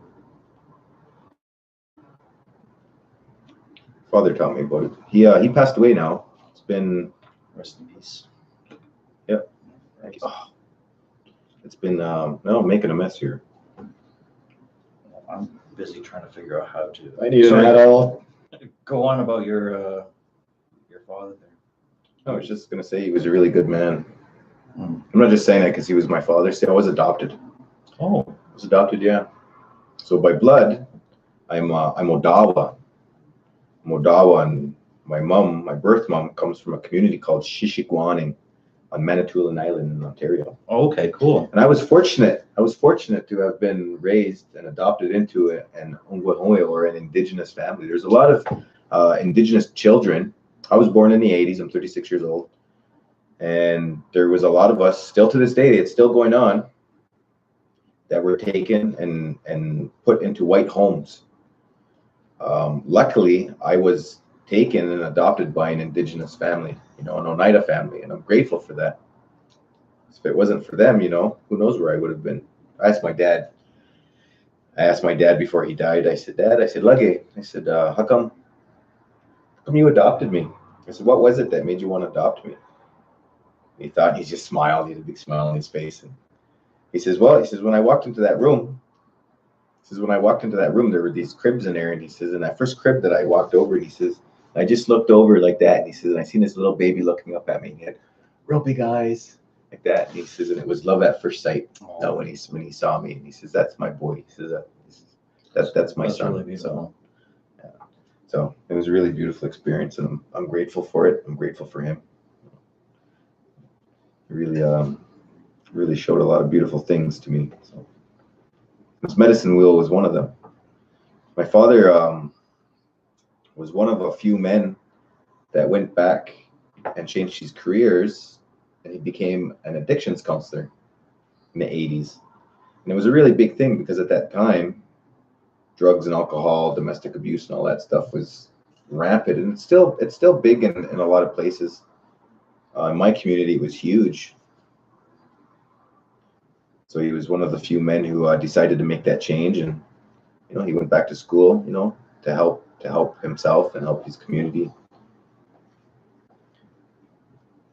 So I just wanted to say, Yawango Lagini Hagda. Thank you. I think I said that correctly. Oh, it was beautiful. Yeah. Oh. I'm really fortunate to have had a father like that. I'm jealous. And that's why I say I'm fortunate. I also am adopted. I've actually gone through 3 last names. Wow. So I was born Massaescapo, which is Cree for sitting bear. That's what we're doing right now. I'm sitting. Then I got changed over to my mother's maiden name. And then she met a guy named John, and he also adopted me. And I think that's all I really want to say about that fella. I don't want to provide any disrespect. It's just, yeah, I'm adopted as well. Right, brother. I'll share you a teaching that was told to me as well.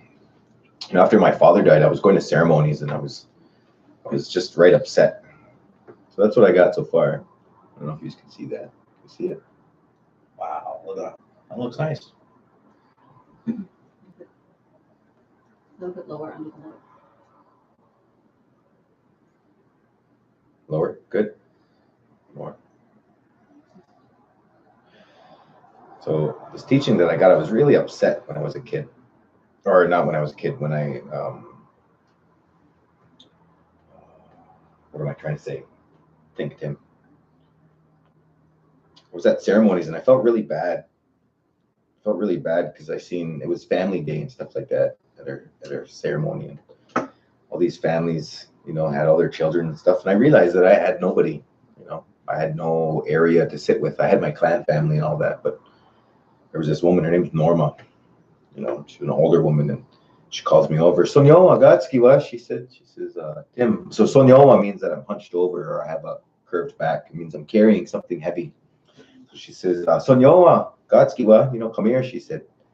And she says, what's going on? You look sad. And I told her, I said, I am sad. She says, why are you sad? And I said, I'm sad because I don't have any family here. And I says, and for all my years coming to ceremonies, that's all I wanted. I'm the only one out of my family that went back to our traditional ways, and the rest of my family are Christians. And so because I had chosen to walk away from the church, I was one of the reasons I was disowned, and I was pushed out because of that, because I had chosen to follow the red road. And so anyways, Norma, she was like, yeah, she says, you look sad. And she said, I want to share something with you, Tim. She said, she says, we have this story about when people are fatherless or motherless. They say what happens is when they're adopted, that the creator becomes our father, that the mother of the earth becomes our mother, and that the moon becomes our grandmother, and that the sun becomes our grandfather. And all the people that we have around us, all of humanity become our siblings. And so when she had said that, we all become family, and I was like, wow, my family is the earth. My family. So you found your family. I found my family, yeah. So that's really beautiful. Yeah. So it was a really beautiful thing when she had shared that with me, and it was something that had always stuck with me. And after that, I was just like absolutely amazed. It was something that I would never ever forget. So, but yeah, well, that's how the cookie crumbles on that one. I hope. And that's actually something to think about, because back to this live streaming thing is, we're all a big family here. You've all come and appreciated the time that we've spent here today. We've shared you some stories, some of them personal, some of them from books, some of them just from life in general. And you've got these stories as well in your thing, and we're all here together. And so I know something that they do on the live streaming is maybe something to think about is what should we call our streaming family? Because we're all family. Give us some suggestions about what that is, and yeah. But then we give you guys shout outs to the family, because we're a family. It's actually really beautiful, man. Maybe we can be the I don't know. Let us know. I'm sure something's going to come up. Something's going to stick. Something's going to be catchy. You know how, like we say, the hope, there's going to be something within this journey that's just going to be like, hey, these are the folks that tune into the craft show, and this is their family name. So yeah, give it some thought. Oh. And I was also thinking too, when we get some of the replay value on here is, again, don't forget, we're at Tim and Eric Craft on Instagram, Tim and Eric on Twitter, and Tim and Eric on YouTube. Make sure we get to notice you somehow, either a comment or a like, or I don't even know if they do likes. So I think it has to be something like a comment, or give us a shout out on Twitter, give us a shout out on Instagram, send us your photos of what your crafts are, and we're just going to start compiling names, and we're going to draw for the winner next week there of one of these beautiful things that we're making here. Mm-hmm. I hope.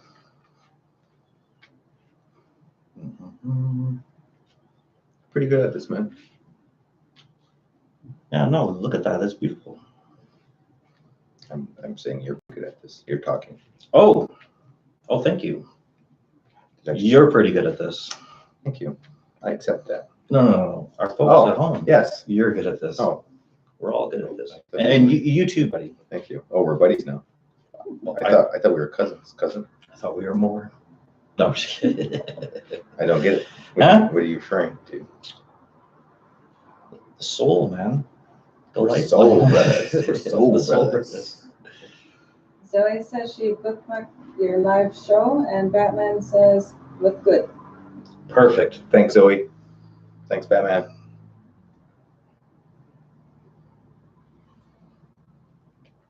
I hope. And you guys are already, because you guys are here, already entered into this. And Amy gets that point of privilege. Something's going to be here first, because it's Mother's Day tomorrow, and I don't want to just simply go get some flowers. I want to do something with those flowers and do what she suggested, maybe make it a little flower wreath for her. Well then, I guess mine's up for grabs then. Right? We've got a few of them here, so I think that'll be the thing. Yeah.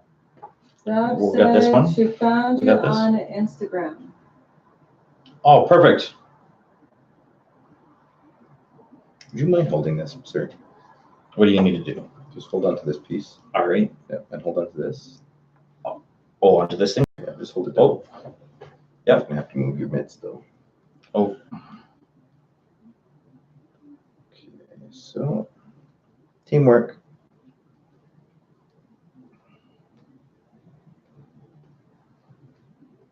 I have no clue what I'm doing. I've never done this before. I'm just going with the flow. Honestly, you could have fooled me, because this is really starting to turn out nice. I even imagine that what you could even do, if you want to try this at home, I don't know, I think you said something before, you could even put beads on there. If you just want to show up on there, once you get that knot in there, because we got the lines of the crosshair, you can even put some of the beads within the same colors. Right. I'm really glad we started doing medicine wheels. I think a lot of people, well, you've seen like the dream catchers and stuff. You could get dream catchers everywhere. We would try something just a little bit different than something that you may have not been exposed to before. Right.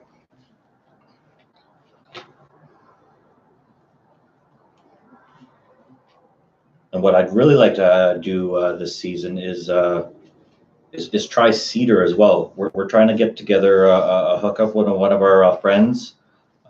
She's been really helpful with us in our acting classes. Celeste. Well, we don't want to put anybody on the spot. It might not be Celeste, but it's just the idea. We want to have somebody come in here and actually teach us some cedar weaving.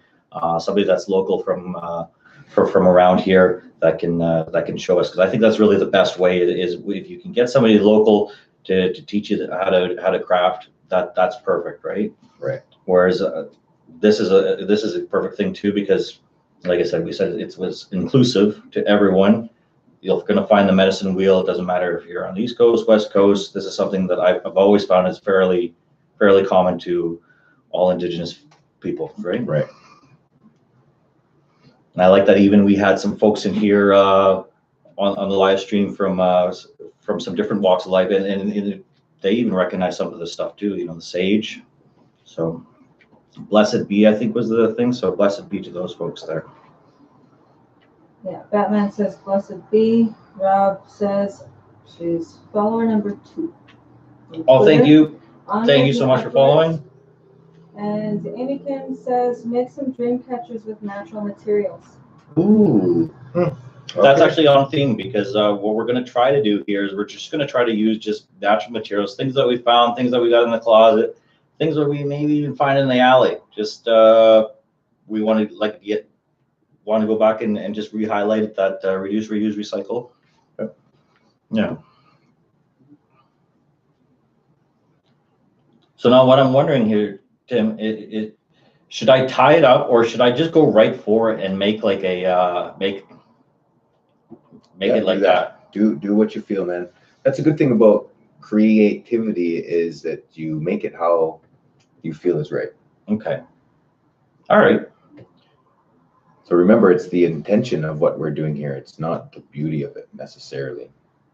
It's how it is created. Okay. Because the next time I start working on this, I want to make sure that it gets that perfect circle here. So I want to get it so that it's I'm just going to pinch it up there a little bit, just so it comes down here and we get that perfect circle. Okay, we got us 10 minutes left. 10 minutes. Now, I know I put you on the spot before with reading a story. Do you think it's time for myself to maybe try a little hand and see what else we can find in that book there? Sure. And then next week, what we're going to try to do is just kind of keep it fresh. If you got some ideas of books that we should maybe read on here, something that's really good. It needs to be something quick. Like that was just a page-and-a-half story, but you know, kids' books are really good. Yeah, let us know. Let us know in the comments, or reach out to us in our communication methods that we mentioned already a million times. Yeah, let us know what we should, maybe what we could read. So I'm gonna get this. What I'm just gonna do is I'm just gonna wrap it around here and kind of try to get like a nice little fiber here going. And then we're gonna finish off with a tail as Tim takes us out here with finishing up with what he's got there. I think we've got a really beautiful, what's really starting to come together with the finished product. Gets final touches on there. Thank you. Oh, It's really beautiful. I really like that one. So Zoe says she can watch you guys all night, and she can go a little bit longer. A little bit longer. Oh, okay. Well, I'm game, man. I'm game. I'm game. Janelle, I know you came out here. Janelle joined us today because part of our acting classes is we want to help her. She has a screenplay that she asked us for some advice on. So we do have what they call the commitment, and out of the commitments, we have the responsibility. So I'm going to leave it up to you. Do you think we could go for another? Should we try another half hour, another 15 minutes? What would you like to see? Everybody on here is really liking it, so. All right, we'll keep on keeping on, and then we're going to make sure we're on that commitment, though. Yes.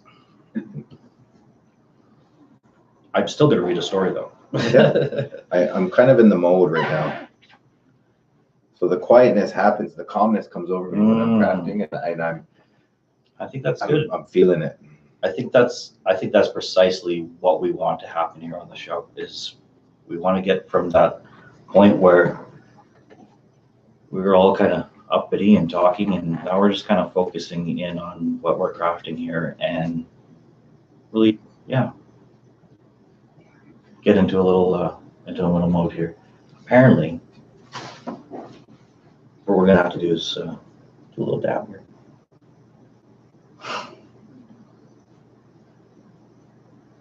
These lights are hot, man. These lights are hot.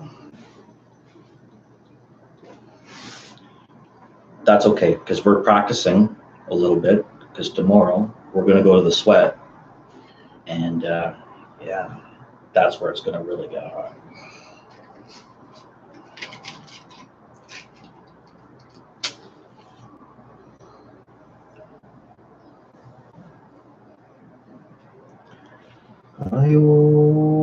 See, so what I go ahead. So what I did here, check it out, see. I came down here like this, and then I went back with it and just kind of looped it around. It gets a nice little, I don't know if you can see it, how the smoke's coming through, but you know, it gets a nice little twine there, and then we're gonna do something on the other side here. So after we get this through here, I'm gonna read us a story. I hope.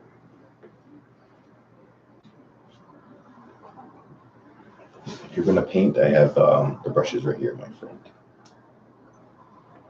Okay. Okay.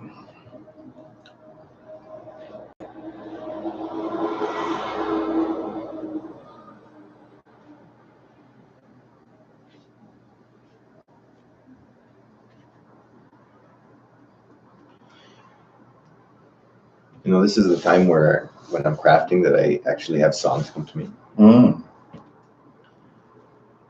So for me, I think that this teaching of the medicine wheel and finding the balance is actually working, because I'm relaxed, so my body's taken care of. My mind, it's calm, it's focused. I don't have all these thoughts going on. You know, it's taken care of. My emotions, I'm feeling great. Mm-hmm. You know, little nervous the first time, you know.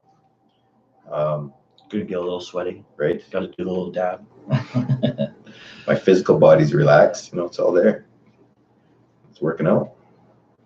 It's a good thing about singing as well is it works. It works those parts of our bodies. Mm-hmm. I just find I get lost in a nice little thought train and think about something nice, or just start like noticing things, you know, about the craft, you know, picking up on little detail around the craft, like, you know, see, I got a little thing coming in here, so I want to take care of that later. Just kind of looking at it. I'm just trying to catch a good vibe from doing some crafts.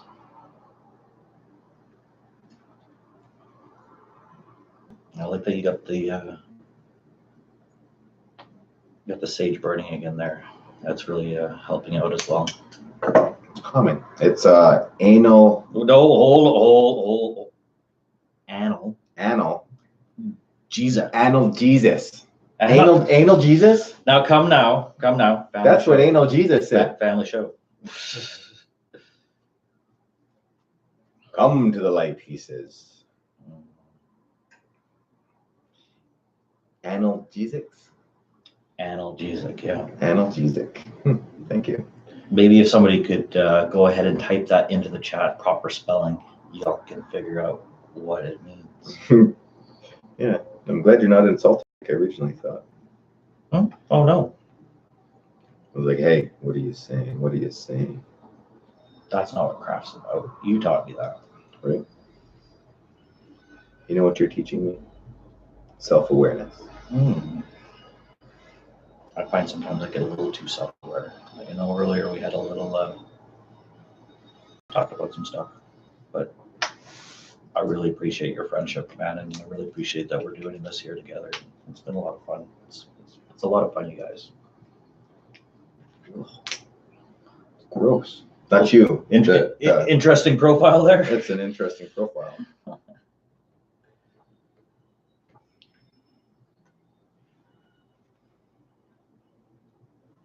this is starting to come along with an interesting profile too. You got the nice, the sage here burning in the background. You smell that willow. Rob told you how to And you know what? spell it. I don't smell too bad either. Let's take a look here. I don't. I just smelt you. So ANALGESIC.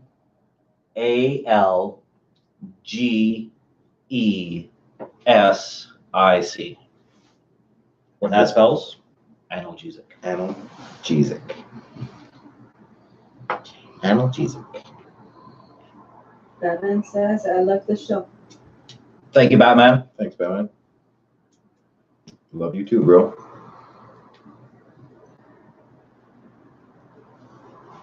Oh. So I like this. Looking back, I wonder if I shouldn't have maybe used like some black here, contrast the white. We might get into painting it anyways. And then these are the 4 colors here. You got we have all 4 colors. Well, We're missing a some red. there. Also, too, I forgot to talk about that. In some cultures, when they talk about the medicine wheel, they don't use black. They use blue. Oh. Or green. I've seen blue and I've seen green. So one reason why I was told they don't use the black is because it is a representation of those priests that were molesting and raping the children and killing them at the nuns. That's heavy. It's true though. So I'm not going to shy away from speaking the stuff that happened. No, don't. So that's what I was told. But also our friend Curtis, I was talking to him about that, and he had told me that if you really look at it, there's not really any black in the world. It's a really like dark blue if you really look at it. So like the midnight sky, almost like a cobalt, like a cobalt, dark, yeah, Yeah. like really dark blue, and so it made a lot of sense. Well, sometimes I think that's probably a good metaphor because black is really like an absence of. Sometimes it can represent the void, the abyss, and these types of things. So I can see what they're going with that. Oh. Okay. All right. So now, if you're wanting to, we could put some feathers on it. Are you wanting to use some feathers? Are we a little too far? Am I a little too far for you? I do need. Tell me, who's ever on there. Do you want me to use some feathers? I got some feathers here. Got some of these funky cool ones, very expensive. So he says that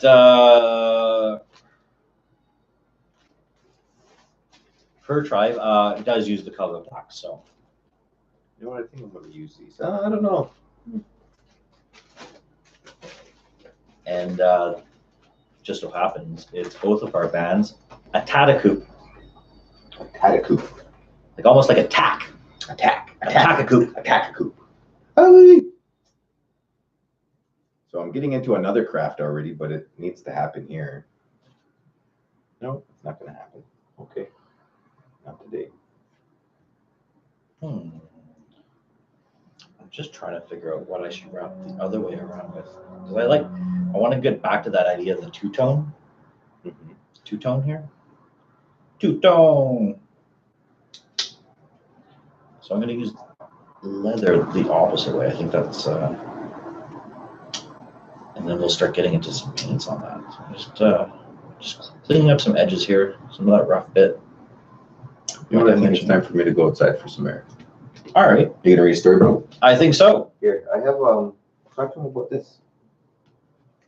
Oh, I really wanted to read it. Sorry, Chief Mike. Okay.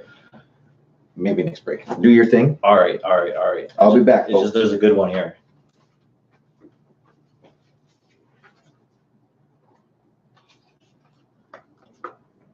So again, we're reading from Voices of the Plains Cree by Edward Ahenecue. And so just a little background on this story. It'd be really cool if you go out there and do a quick search on Edward Ahenecue. A really interesting man when he was around.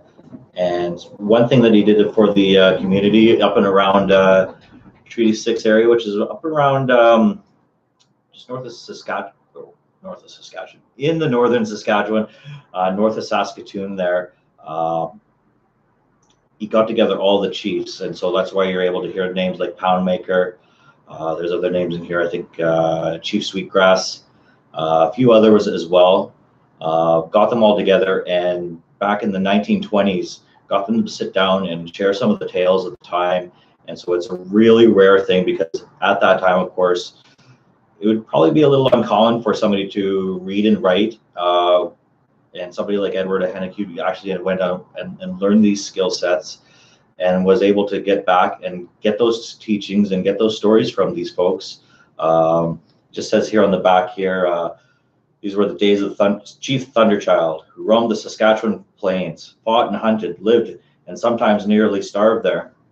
His stories of a fierce and vanished freedom are printed now for the first time, exactly as he told them to Edward Hennique in 1923. So this is some good source material. Again, hindsight's 2020. Something that if it comes across as heavy, like Tim said, that's okay. This is just a story. It's a little delve, just to think of how it was going on then. So I'm going to read one called The Grizzly Bear. I came once where there had been a fight between a bear and a buffalo cow. We had been hunting, and were returning by Red Deer River, 11 of us. It was autumn, but the ground was frozen, and there had been a light snow. We saw something dark and big on the ground, with wolves circling around it. They ran when we came towards them, and we saw that it had been trying to take a buffalo kill from a bear, trying to steal a kill from a bear that lay across it, almost covering it. The bear rose up, and we saw that it was a grizzly. Grizzlies are pretty scary if you run into them in the woods. Well, they can be if you know what to do. A good idea is just make some noise and make sure that the bear knows where you are, and maybe just go the opposite way. Don't run, especially if there was children. Yeah. We had 6 guns as well as arrows, but we stood still until it dropped to all 4 feet and began to move away slowly, limping badly on one foot. It went as far as the river, about 100 yards, and then lay down again, watching us, facing us, watching. The buffalo was not stiff meat yet, and the meat was in good condition. We dressed it and took the fat. The neck had been completely broken, probably by that big bear. Well, most definitely. The head was hanging only by the muscles in the skin. That's a bit of a visual. 8 inches of horn were bloody, and the head was torn badly. That grizzly is strong. Let us kill him. He must be wounded. Our leader tried to stop us, but we were eager. As we moved towards the bear, the hair rose up along its spine, and its ears went back. We shot and saw it tremble, but its head was smashed with 7 shots before it died. Its meat was fat and good. Sounds like an interesting hunting time. Something I could probably share about myself there is something I really appreciate, seeing how it's Father's Day. I'd like to acknowledge Grace Bjorklund, wonderful lady, my grandmother, mother to my mother, and her and Grandpa would always take us out hunting. We'd go hunting for moose. Sometimes we wouldn't always get a moose. Grandpa might have not been a great shot, but that's okay, because we'd always get tons of rabbits, partridges, which would make a delicious stew. And it was always just a good time going out there in the woods and getting back to nature and enjoying and just appreciating what it still gives us still to this day. So I appreciate it. I hope. I think Tim's back here. Good job, Eric.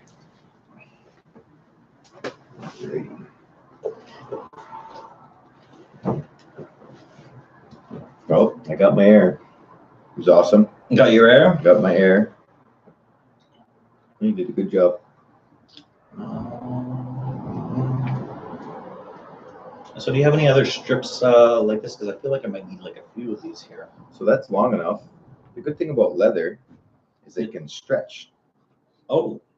So if you pass, So I want to try to wrap it around and then do like we did there. I don't think we need a zigzag it back and forth because it's thick enough, but sure. Okay. so the good thing about leather is it stretches. Ooh. Stretchy. You don't want to stretch it too much or it will break. Mm-hmm. So it's about you finding what works best for you. So what I noticed I like to do when I tie it off, may I jump in? Mm-hmm. Okay. So you go underneath. I don't want to mess Chief Mike up. So you go here like this, tie little knots, that.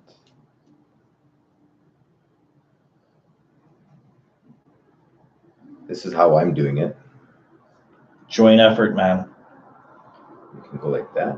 And then when you tie it off on one side, Do you need me to hold it again? yeah, hold this. Yeah. Okay.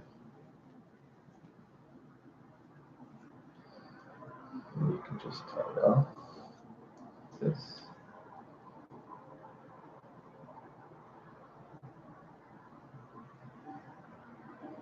Then you'll have some extra little leather that you can hang things off. Utilize that. Okay.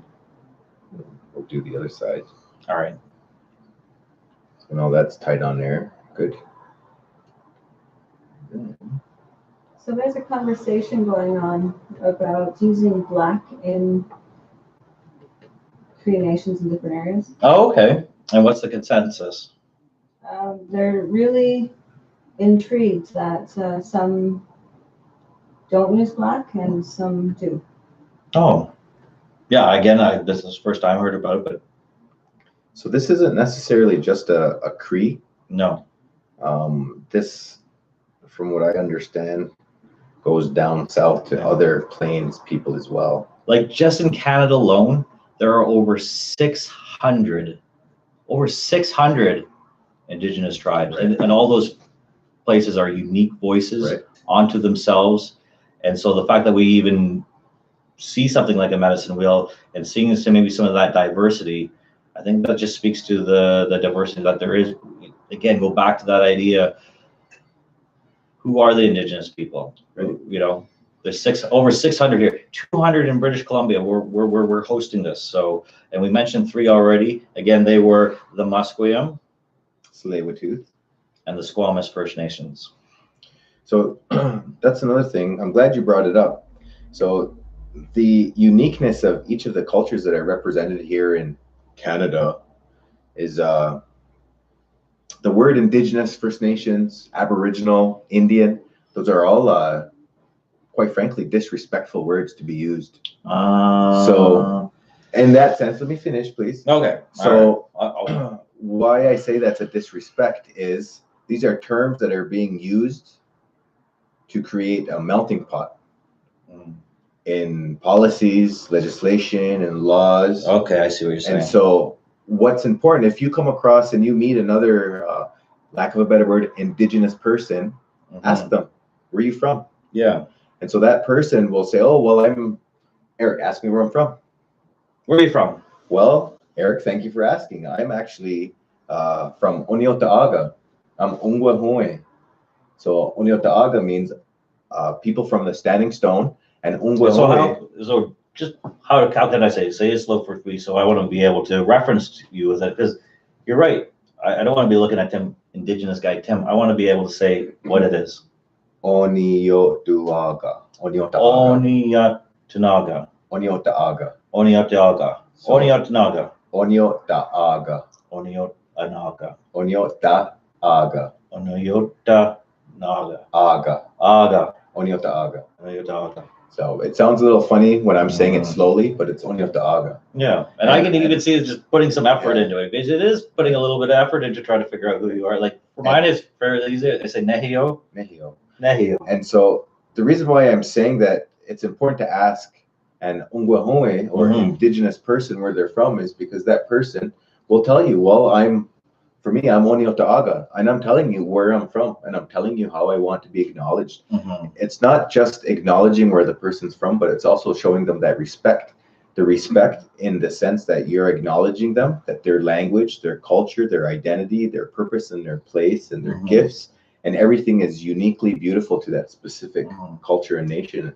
And so when you refer to somebody as an Indian or an Aboriginal or an Indigenous person or First Nations, what you're saying is, well, your intentions may not be disrespectful, but for me, I think the word is disrespectful because you're not acknowledging me from where I come from and my uniqueness and the beauty that my culture and what my people bring. That makes sense. Yeah. So I think that's like a growing trend today, honestly. If you notice it a lot, is just more so the idea of asking the question, who are you? And being open to the fact that having someone come up to you and be like, hey, who are you? Like I said, Eric usually works for me. But if we were to delve into how I identify within what they said, the Indigenous route, and what my take on it, I don't know if it's so much a disrespect, because I can recognize that there are people out there that have lost those names. Those names are not necessarily apparent to them. And I can even appreciate, maybe just in the realm of political correctness, maybe, of course, probably not the best idea to use the word Indian. Maybe you start using something like Indigenous, but go that step further and ask, hey, who are you? I think that's a really good idea, because it's something that, just go back to play on the idea of why it might be disrespectful, is that you'll notice that a lot of these words are very much predicated, that's a big word, predicated on asking somebody else who we are. And I think that's where it really comes down to, is that somebody else has come up with these terms for us. It's not going that extra mile to ask, hey, who are you, Tim? It's not going that extra mile to say, hey, who are you, Eric? You know, and so I think that's a beautiful way to think about it. You'll notice this, even like I noticed in some of the political correctness around, I don't know, what's a good example? Maybe pronouns. A lot of people are, really appreciative of the idea, what's your pronoun? It's really about just trying to find out who you're talking to and being respectful of who and what their identity is. And I think that's something that just transcends and is beyond laws of the land that can really define that. Because again, over 600 things. A lot of people go up to 600 different things and probably just want to be like, hey, is there just a word for all of them? So if you already use that word, take that extra mile and ask, hey, who are you? Or who are the people from here, right? Right, thanks. Yeah. And as you're saying that, I'm thinking of this disgusting word called reconciliation. Okay, yeah. We can get into this a little bit, absolutely. So I may not use the appropriate words or terminology to discuss or describe reconciliation. Mm-hmm. The first thing that comes to my mind is that it's only been Ungwahome people or Indigenous people that are fulfilling our side of the bargain with reconciliation. Mm-hmm. And quite frankly, I'm tired of always having to educate and to teach non-Indigenous people, non-Ungwahome people. In my language, it's Lasmuni, white people. I'm tired of always having to educate people about their own history. Mm-hmm. And that's not my place to do that. The education system that's here in Canada isn't doing it. And as Ungwahome people, I believe we have enough on our plates as it is, that we shouldn't always have to be the ones talking and doing that. And I'm not saying that, there's not a time and a place for it, but in my point and my place in my life right now, I'm tired of it. I'm tired of having to educate people and share my story, and in some ways having to re-traumatize myself speaking about the histories of our people. It's true. And I'm tired of it. It's not my place to do that. Like something I know, I put something on a burden on my shoulders is I used to be afraid of people asking me, like, where are you from? Who are you? Because it is a bit of a long story. And to tell that story does have to touch base on some other people's trauma. And I, sometimes it's a bit of uncomfortable, but lately I have been able to find by doing things like this, by talking about these things with my friends and talking about them with people like counselors, I've been able to get back to a place where I can say things like, yeah, I'm from Matataku, and I'm Nehio, and that's the Cree word for Cree. Again, that's another word, it's based in French, in the French voyageurs. That's what they called us as Cree. It's not even the quote Indigenous word. Yeah, it's Nehio, and I know a number of different people say it because there's all different dialects as well. So yeah, appreciate who you are. Take the time to look into who you are, and don't be shy and afraid to enunciate and say, hey, this is who I am. And I think you'd be fine that we appreciate who you are. I hope. Now, for some individuals, I've been told that I'm a little harsh.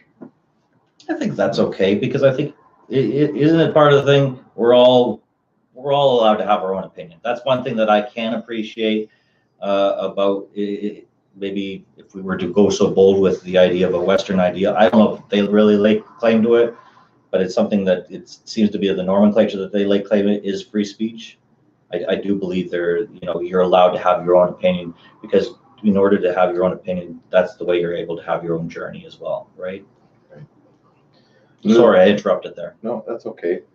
Another thing that I was thinking about too is this whole idea of healing. What I've noticed is that as Ungwahome, or lack of a better word, indigenous people, we're even being told how to heal. I really do believe that we have to be accepted for how some of us are feeling. So, for example, I'm holding anger, and I'm holding sadness for the things that have happened to my parents, to the people that raised me, to my grandparents, and to my ancestors that had happened. And I'm angry in that sense that it's something that I had been feeling in the last couple of years, that I should be ashamed or not express it, that I'm only supposed to talk about healing in a certain kind of way, and that's a very common anthem, is the shame. I think a lot of people don't recognize when they hear that term, they hear about, say, somebody like Sir John A. Macdonald, of how it was just to take the Indian out of the child. That's what his quote was. But it was also that added fact to feel shame about who you were. And even so far to go back to the idea of programming within the residential schools, that even when you go back home, that then you start enforcing those opinions of shame onto your own people. And I think that's really where we get into the destructiveness. And I think there's honestly, back to, if I'm to make a strong opinion about it, I think it's nothing short of just outright genocide. I know a lot of people are saying things like reconciliation, cultural genocide. I think it's just genocide, folks. That's just something that I believe. Again, I don't think it's even up for academic debates. So don't come here with that kind of attitude. It's just, again, my opinion. So go out and search those topics by yourself there as well, and get educated. There's a lot of places where you can do that.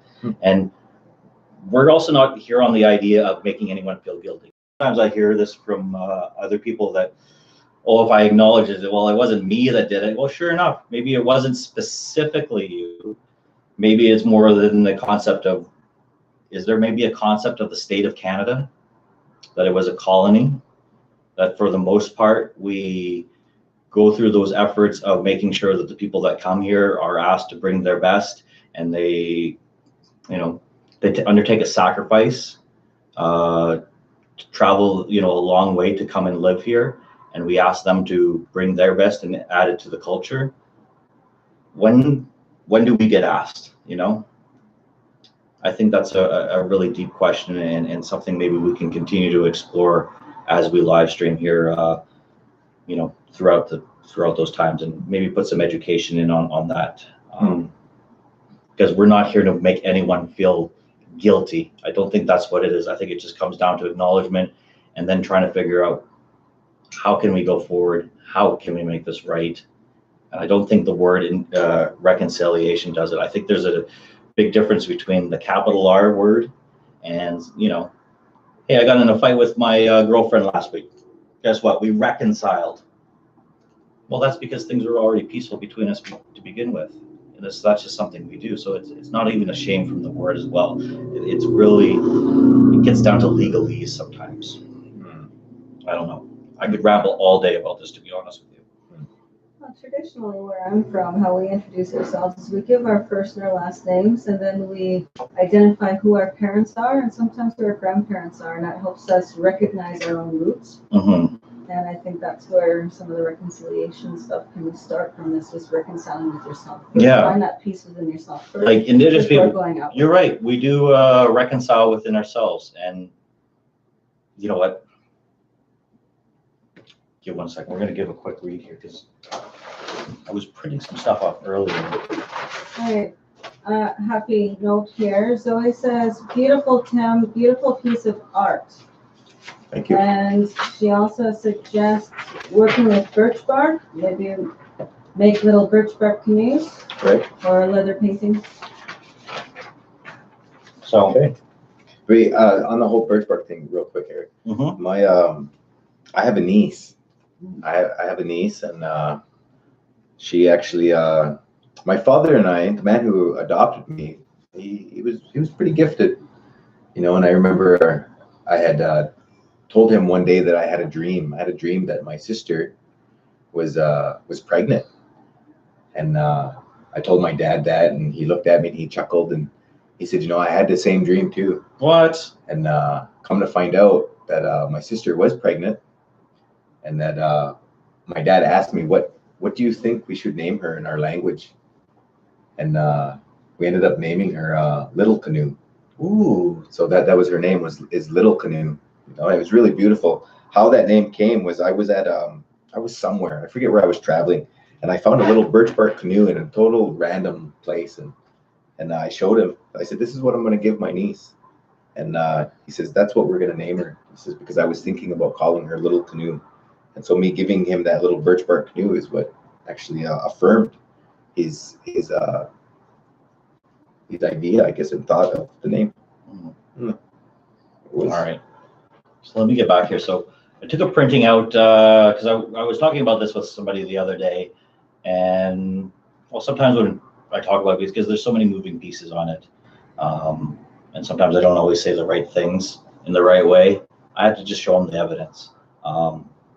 So this is a printout taken from what they call a Truth and Reconciliation Commission. Now, I'm not going to be using this isn't gospel, but it's just something that even they recognize when they were founding this little thing of what we're talking about here. So, reconciliation at the crossroads. To some people, reconciliation, and they've got it nice in some italicized fonts.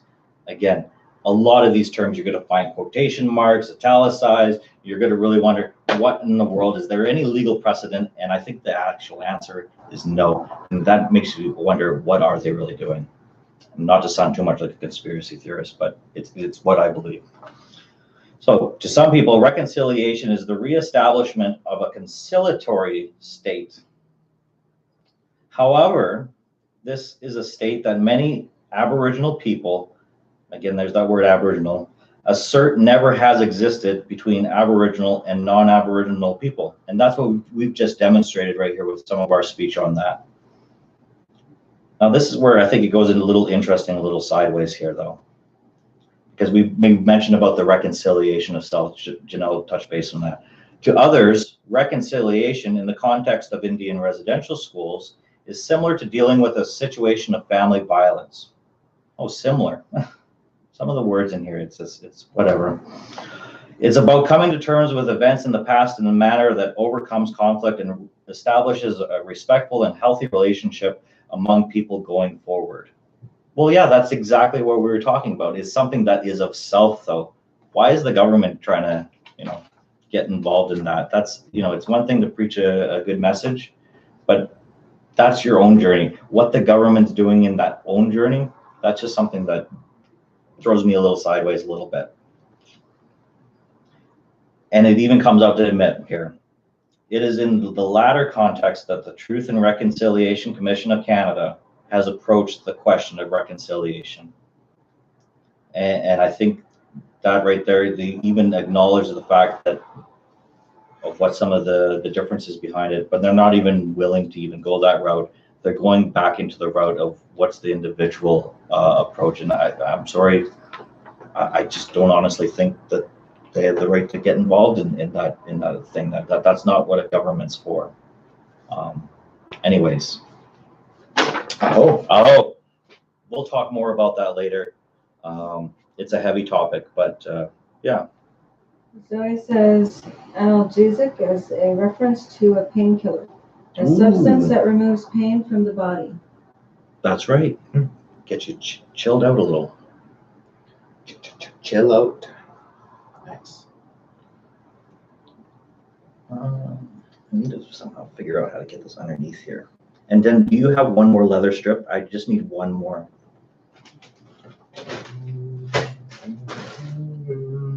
You have the leather bag, do you not? That's very possible. Let me take a look here. I'm just gonna feed this through here. Get it underneath there so it doesn't come loose there. There we go. Yep, it's right here.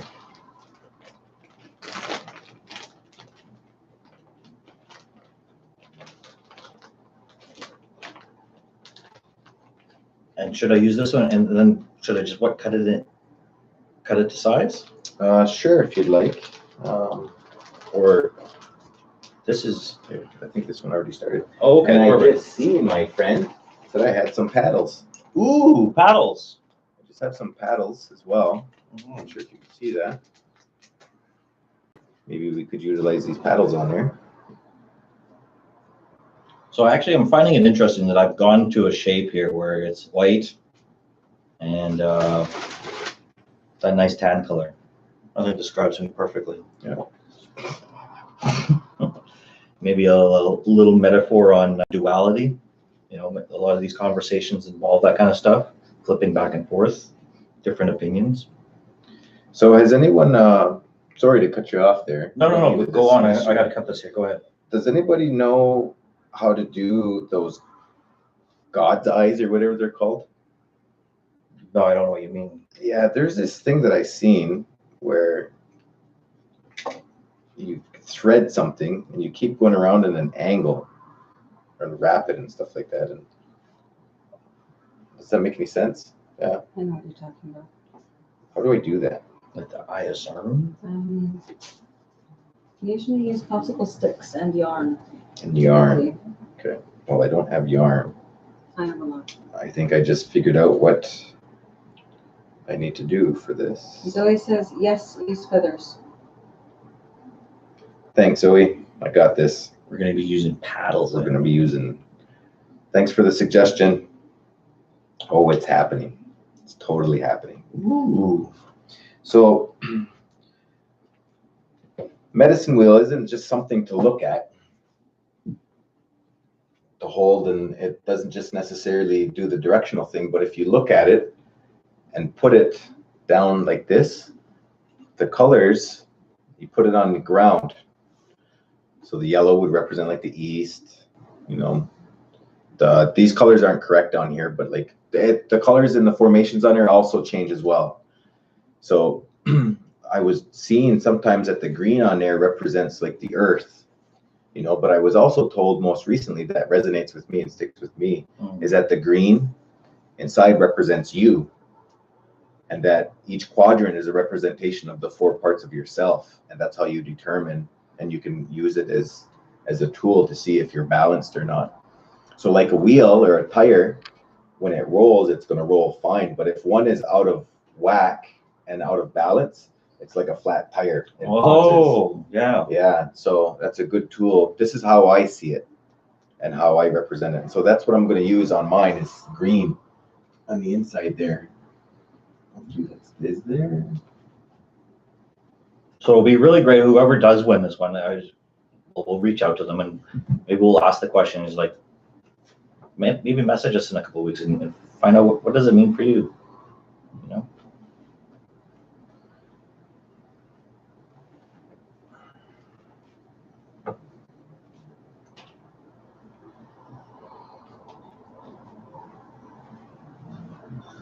So which one are you thinking about doing in the giveaway here?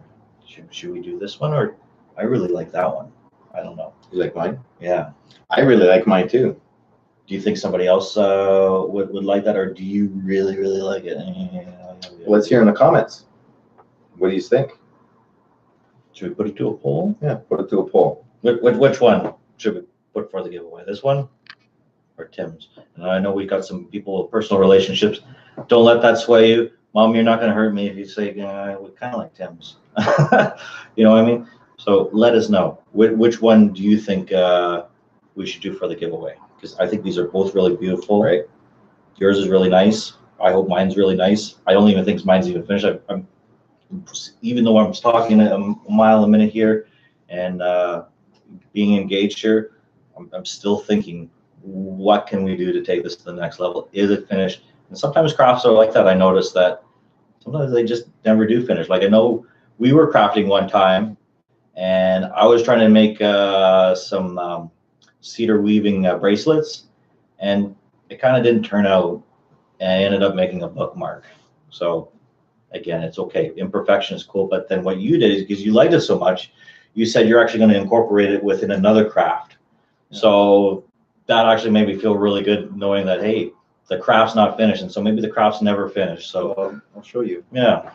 I'll show you. That was a beautiful bookmark, Aaron. Oh, thank you. It's absolutely beautiful.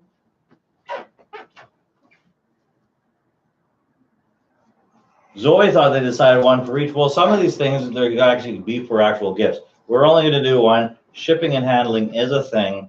So yeah, we want to hear from you. Which one would you like to hit? Now, I think I might do some painting myself here and color some of the edges there. Yeah, I don't know. So because I want to get the 4 colors here, because I recognize that I'm falling a little short on that. So I think what I'm going to do is I'm going to make one black, and then we've already got the yellow, we've already got the white, and just maybe paint this one red, and then that'll start coming together, and it'll start looking like the 4 colors there. And actually, I'd like to get that done, and then maybe that's a good place for us to end it. So yeah, this is what we made in the pilot episode. Buddy here home runned it with a nice little bracelet, but that's okay because I still home runned it with a little bookmark, which is not even going to be a bookmark. It's going to be something else. I'm really excited to see what you turn that into. So I was gifted this eagle feather. I was gifted this center eagle feather, and it's a black tip. Ooh. So what I was thinking of doing was doing something like this. Oh. Thinking of doing something like that, put on my hat. Oh, okay. Oh yeah, you mentioned your hat. Can we see your hat just for a quick second, or is it would that be telling secrets? Telling secrets. Telling secrets? All right. So, and this is something that is showing off what really your talents are, is the feather work. Look at that, that's beautiful. I love the nice blue band. I don't know if you can see it, but You know what? People are going to see it right now. We're going to get a photo of it, and we're going to upload it later when we're done to one of our social accounts. That's really nice. I like just the way it's flowing here like that too. That must look really cool when there's a little bit of a breeze going. Oh, here, Lizzie. We should both get a little hat going here. Maybe that's the thing. Cover up the sweaty forehead. and you just sweated my hat up. That's all right. We're sweat brothers now. Oh. So yeah, this is And then yeah, we want to put in the paddle because we're on the Coast Salish here. They utilize the paddles here. They go everywhere with these things. Well, all That's a indigenous beautiful people. hat. Well, thanks. Well, you should say thank. Why do you say? what do you say? What do you say? I say Yahweh. Yahweh, thank you. Hi. And thanks so much for enduring the long haul. We've had people in here for, I don't know, what is it? It's almost been like 3 hours. No, 2.5 hours, almost 3. And I think we're going to maybe try to close it out maybe in maybe 10 minutes here. Okay. Again, though, I wanted to give a recap. I'm going to try to paint it here with the colors of the medicine wheel. I'm not sure which end we're going to do it, but we've already got the 2 colors here. We get that there. Tim's putting in, what is it, the God's Eye? No. It was just a question that I had. Oh, just how another craft was done. Oh, okay. Yeah. I'll just have to do some research.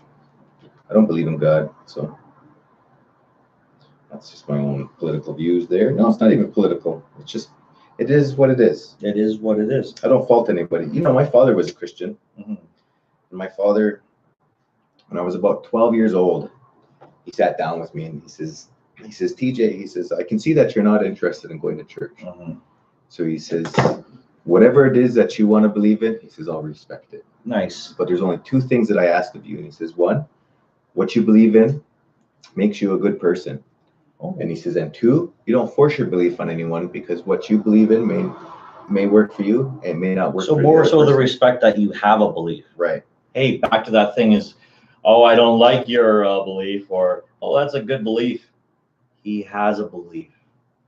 And that's all sometimes it needs to be, that let it be. Hey, that's another word we'll get into maybe next time. Hey, So I suggest to have a craft gallery. So one for giveaway and the other one goes into your gallery.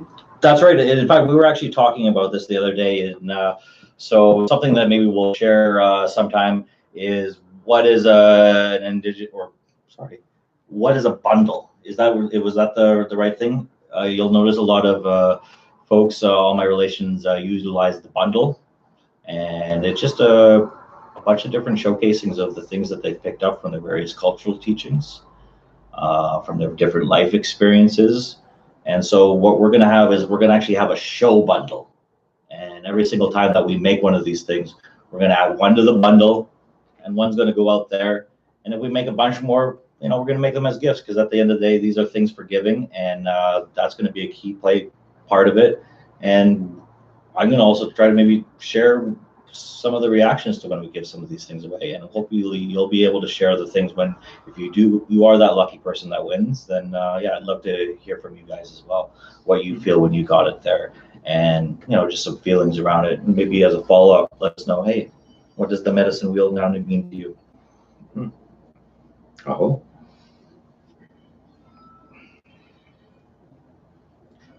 All right, I'm just trying to get this last tuck.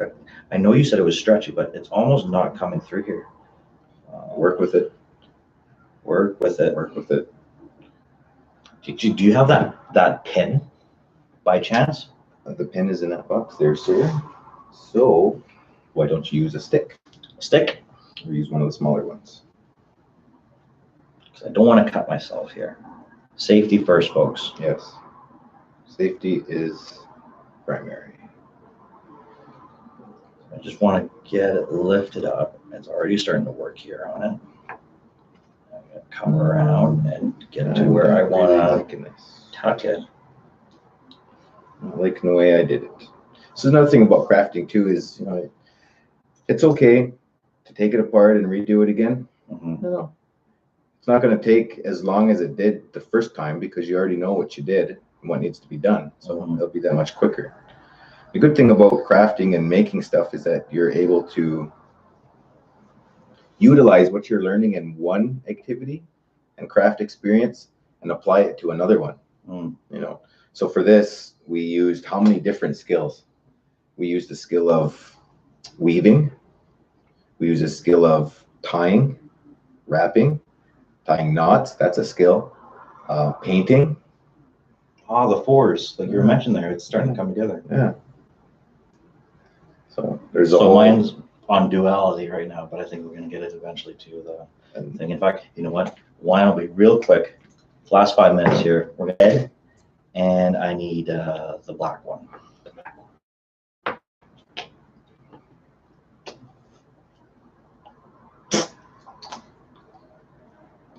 Yes, I just made a sound effect. That's my child mind coming out. Oh, sorry, that's what's supposed to come out when you do the crafts, I think, isn't it? Yep, your childlike stuff. All right. There you go, sir. So what slide should we do here, I think?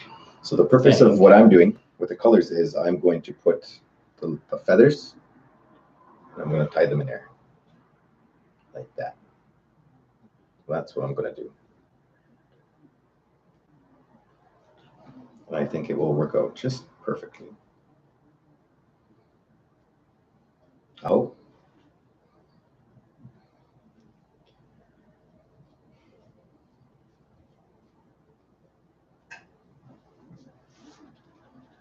Shout out again to Janelle for bringing these wonderful paints here. Yippers.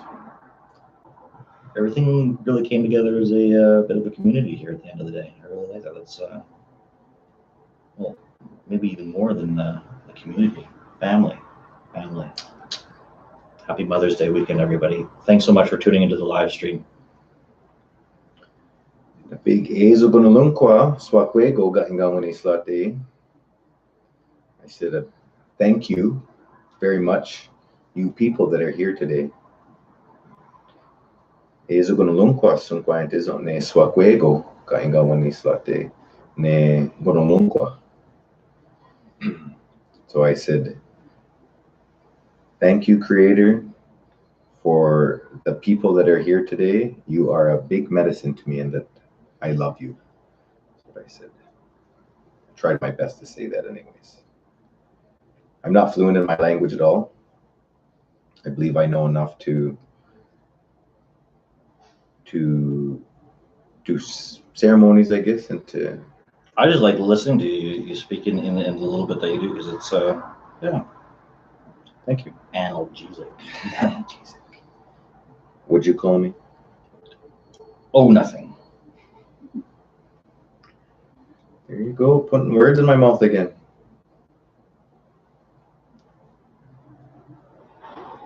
So this shiny thread that I'm using is embroidery thread.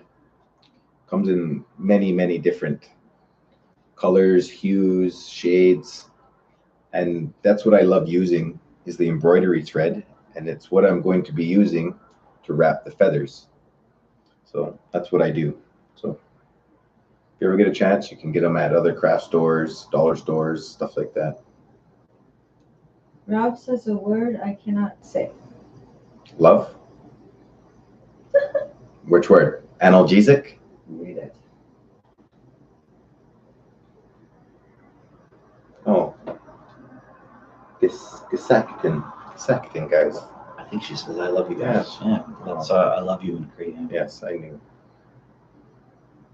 Gisactin. Hi. And that's why I like when I start hanging around, when I've started to hang around more with my relations, is even though you're speaking something different, I'll pick up like, oh yeah, I know what that one is. Right. You know, so trade off on some of the words, like or share a little bit, even if you're German. Like, what did we say the other day when you sneezed like really loud? And what did you say? It was in German. Gesundheit. I think it means to good health, which is a little bit of a different context, because sometimes we say bless you or that kind of thing. But to good health, I think that's pretty. I just like the neutrality of it. So I have a friend who had surprised me. They're from Germany. They'd come down here, and they're really, really big part of my life. So we got, I think, one more minute. What is something that we should maybe end off on? We've talked about so many different things. We've talked about our opinions on things, a little political, not too badly though, not too badly. I think we should end off on a thumb war. A thumb war. Thumb war. All right. How many do we have? How much more? We were at 2 hours and 45 minutes. I think that is a perfect time to, I think we'd always like to try to keep this under 3 hours. I think especially for the replay value, you notice a lot of YouTubers, it's usually around just underneath that 2-3 hour mark. You don't see too many 8-hour streams get a replay value, so that's really why we're going to do it. We're also going to have a little bit of a theme here. I think I'm rambling on here. What was your initial question here? A thumb war. A thumb war. We're Okay. going to end off on a thumb war. A thumb war. All right. How many more minutes? And is it going to automatically go out? No, we're just basically going to hit the button that says right there, end stream. How about you now? Ends it in how many minutes? Well, we're just going to hit the button after we do the thumb war. All right, so here. Rob tells you how to pronounce the word. Gisa Jitin. Gesa Jitin. Aho. Hi. Jesus. Hi. And hi means thank you. I know that much too. Okay. Thumb war. Again, like, subscribe, share. Here we go. So we got to bow. All right. Well, I mean the thumb, man. The thumb. All right. We are the thumbs. And look. Okay. I'm locking my wrist because I want to win, We're man. gonna bow. Bow. I don't know what words we say. We're gonna bow again, and then we're going to bow to each other. I thought it was 1, 2, 3, 4. I declare a thumb war. Okay, let's do that. And then you. Oh, you see? I got lock thumb. Lock thumb. Okay. See how? Okay. All right. Okay. 1, 2, 3, 4. I declare a thumb war. Oh. No. Look, you got big crease. Come on, big. Hey, Oh man, look what you're gonna doing. cut me, man. How come you have you need to come cut on. your nails, buddy? You're cheating. You're greasy. You're greasy. End it, somebody. End it. I'm winning, guys. No, he's not winning. It's Look, just slippery. look, Slippery he's cream. cheating. Slippery cream Look here. at this. Slippery cream. Slippery cream. Slippery cream. Good one. All right.